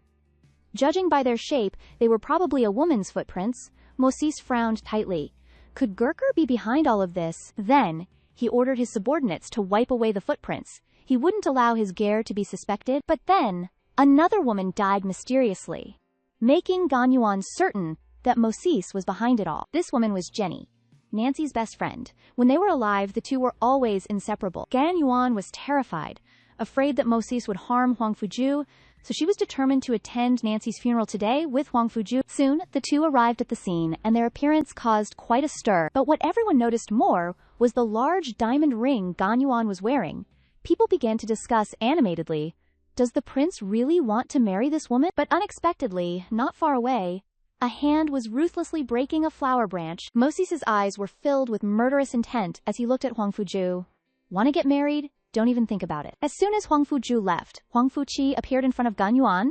Hello, my dear sister-in-law. Should I call you Gan Yuan or Jer? She immediately tensed up, a sense of unease rushing to her brain. She tried to appear calm, saying she didn't understand what he meant, but in her heart she was already very apprehensive. Seeing that Gan Yuan had no intention of admitting it, Huang Fuqi directly handed her a file. When Gan Yuan saw her own photos in the file, she understood everything. Without much explanation, she wanted Huang Fuqi to directly give these documents to Huang Fuju. Huang Fuqi kindly reminded Gan Yuan, your brother really dislikes people lying to him. How could Gan Yuan not know? It's just that she never had the courage to face him and tell him these things. She feared Huang Fuju's disgusted gaze after learning the truth, feared Huang Fuju would hate her, and feared even more that Huang Fuju would no longer love her because of it. Thinking of this, Gan Yuan's hands couldn't help but tremble. Hearing this, Huang Fuqi was very surprised. This woman in front of me is really special, but I must say that in a way I really appreciate her. Moreover, with her beauty and talent, she is truly a perfect match for my brother. Therefore, he happily accepted Gan Yuan's request to be a messenger once again, delivering these documents to his brother. Afterwards, Huang Fuqi revealed a sly smile.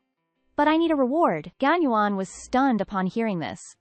Turns out, even the prince is so practical. In the evening, Huang Fuju returned to the manor but didn't see Gan Yuan. Just as he was about to call her, William rushed over, holding an urgent package in his hand. Huang Fuju was very curious about what kind of documents could be so urgent. William looked pained. It's some documents related to Ms. Gan Yuan. Fuqi asked someone to deliver it, saying he wanted you to see it personally. As soon as he heard it was related to Gan Yuan, Huang Fuju immediately became interested. Acting so mysterious, what could it be? At this moment, Gan Yuan was standing outside, looking towards Huang Fuju's room. Gan Yuan knew he had returned. What would his reaction be when he saw the documents? Her boyfriend is about to see her true colors. Her heart pounded. The day I feared the most has finally arrived. Is he angry? Disappointed? But a second later, she was pulled into a tight embrace. At this moment, Huang Fuju's heart was breaking. He couldn't imagine how much pain Gan Yuan must have been in back then. At the summit of 10 countries that year, Gan Yuan took that assassination bullet for him. Huang Fuju looked at her deeply. How did you leave that place with that injury? Gan Yuan couldn't believe he wasn't angry, and was even concerned about her. At this moment, Gan Yuan finally couldn't hold back any longer, burying her head deeply in his embrace, recounting everything from the past. Huang Fuju, I'm not a good girl, I've killed many people, but all of this wasn't what Huang Fuju cared about. What he cared about was why Gan Yuan left and still followed him. This question astonished Gan Yuan. She still couldn't directly tell him that the reason she approached him was because she had fallen in love with this prince whose status was worlds apart from hers, and even more unexpectedly, the assassination mission she received was to kill Huang Fuju. Gan Yuan instinctively wanted to escape, but Huang Fuju grabbed her tightly, an aura of not giving up until he achieved his goal. Gan Yuan's face was already full of tears. She admitted that she had run away that year but was afraid that something would happen to Huang Fuju, so she returned. Afterwards, she unintentionally found out she was pregnant. Then the days that followed were her taking Gantang and fleeing everywhere. Perhaps it was fate playing tricks. The two met again. Since Huang Fuju appeared again, Gan Yuan's heart couldn't help but want to get closer to him. Even if she feared that her getting closer would bring danger to Huang Fuju, even if she feared that all the good things would vanish because of the appearance of the truth. Even so, Gan Yuan didn't stop her steps towards getting closer. Only because Huang Fuju made her unable to refuse. But Huang Fuju wasn't angry after knowing the truth. On the contrary, he felt even more sorry for Gan Yuan. He blamed himself for finding out too late, but when he was speaking tenderly, he immediately darkened his face. You idiot! You don't trust me that much? At this moment, Gan Yuan was completely stunned. Before she could come to her senses, she was pulled into his tight embrace. He kept saying, "To punish you, you must stay by my side forever in this life. Even through storms of bullets, I'll protect you." Gan Yuan couldn't believe all of this was real. She emphasized that she used to be an assassin, but Huang Fuju's answer was so cool. "You once received a mission to kill me. Didn't you not do it?" Afterwards, he kissed her face full of tears. The two finally opened their hearts. Waiting for them will surely be a passionate and happy night. In the end, Huang Fuju still couldn't help but want to know the secret about Gan Yuan's body. "I remember you had a tattoo on your waist. Why can't I see it anymore?" Gan Yuan said, "It's a special kind of medicine. It only appears when the blood boils." Huang Fuju suddenly became interested. Then why don't we now? Saying that, he hastily started to take action. Along with the thunder and rain outside the window, the two embraced tightly, and that flower of sin also slowly emerged with the release of love. But outside the window, Moses was secretly watching, only to see him furrowing his brows, the anger in his heart as violent as lightning streaking across the sky. Madam. The two woke up in shock from their dream. Gan Yuan immediately jumped up, hastily replying, Madam, I'm coming. But before she could stand up, Huang Fuju directly pulled her down. Seeing Gan Tang about to enter the room, Gan Yuan anxiously blushed. This was clearly a large-scale, embarrassing scene. Huang Fuju didn't think so. Hugging Gan Yuan tightly, he directly said, Xiaotang, come in. Gan Tang immediately peeked in. But it wasn't the surprising scene everyone thought. He politely said, Good morning, Dad. Huang Fuju was immediately surprised and widened his eyes. Gan Tang actually called him Dad. A second later, Huang Fuju immediately revealed a kind smile. Good morning, son. In his heart, he was secretly surprised. It seemed that a lot had happened while he was away. It turned out that, a few days ago, Gan Tang accidentally met his royal grandfather at the racecourse. The two immediately felt like they had known each other for a long time, and even arranged to have a fair polo match the next day. Unexpectedly, the next day, when Gan Tang arrived at the appointed place, the person who appeared was not his royal grandfather, but a majestic and powerful woman. At first, she made things difficult for Gan Tang in every way. She asked how Gan Tang could freely enter and exit the royal racecourse without a membership badge. How could the clever Gan Tang be stumped by her? He lied that he had forgotten it when he changed his clothes. Unexpectedly, this was just one of her plans. This wasn't a membership badge, but a real royal badge. Thanks to his cleverness, Gan Tang resolved every challenge she gave him, and even obtained a royal badge given by her. She is the queen of country A.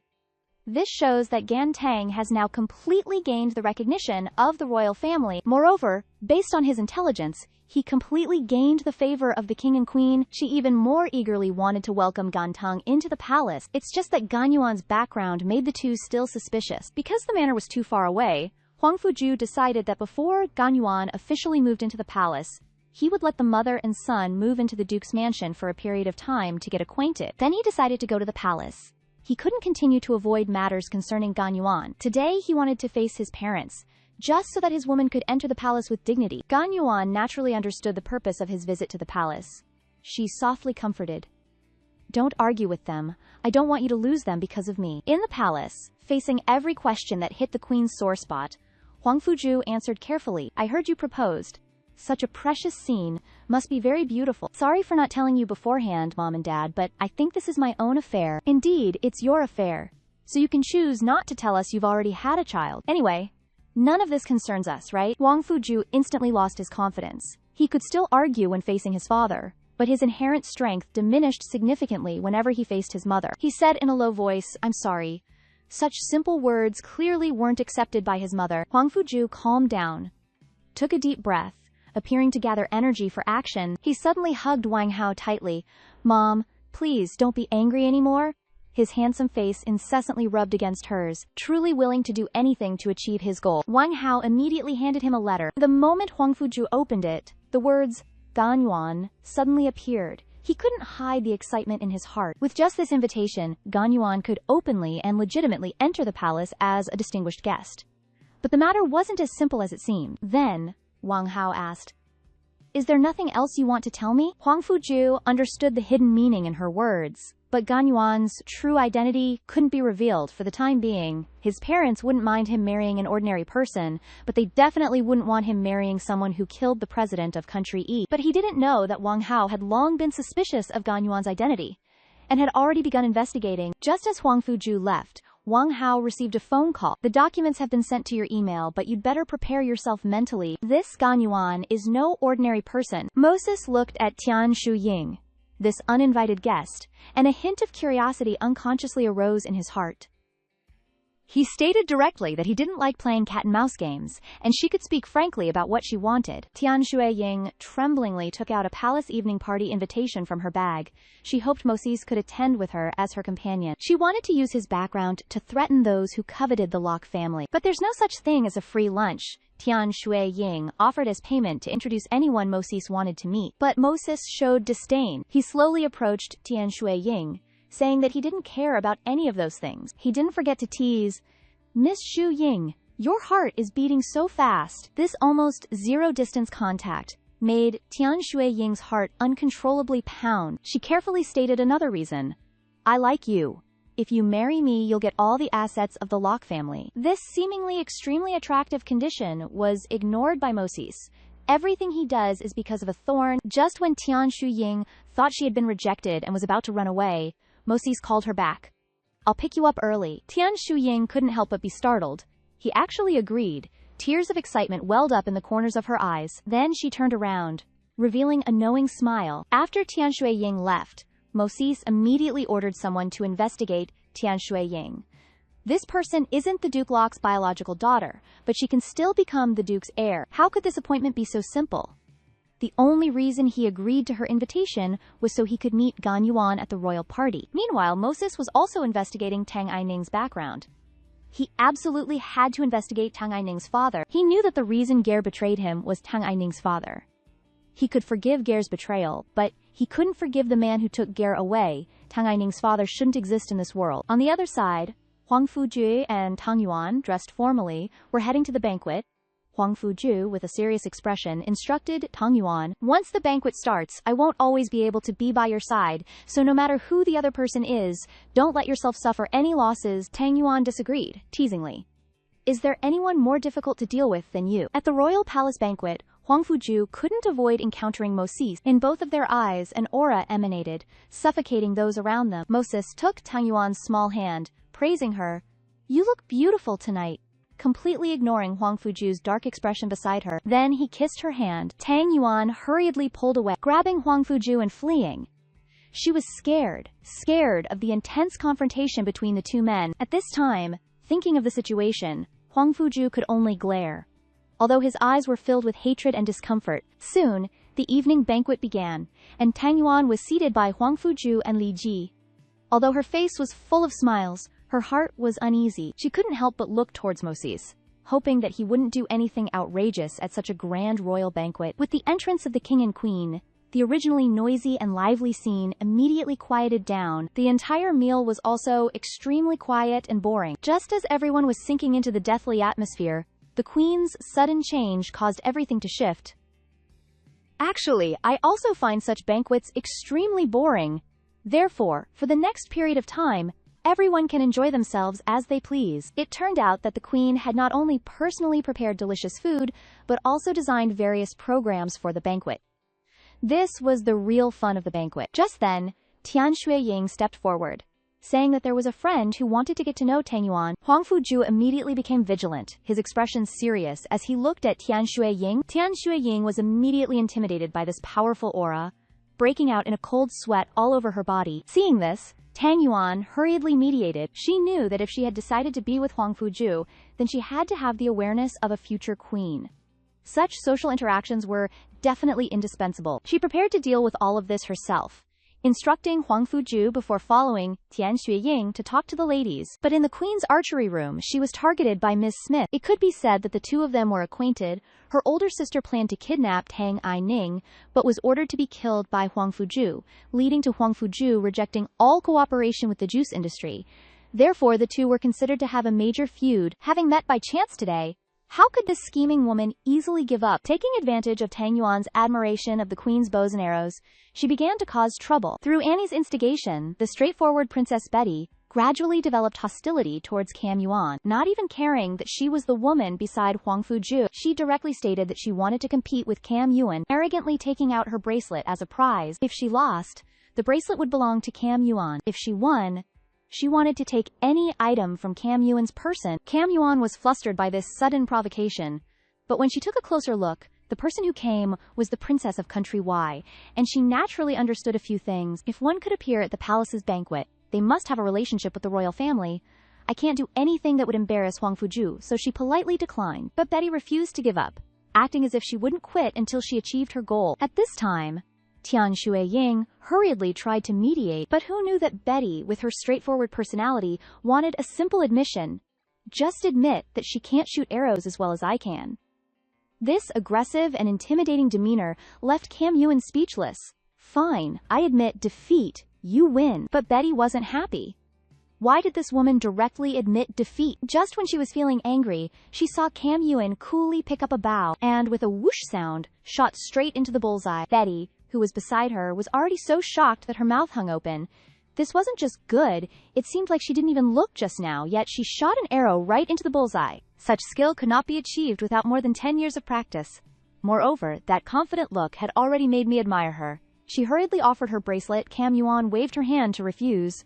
We never competed, but Betty, with her straightforward personality, didn't care, and directly put it on Cam Yuen, then didn't forget to issue a challenge.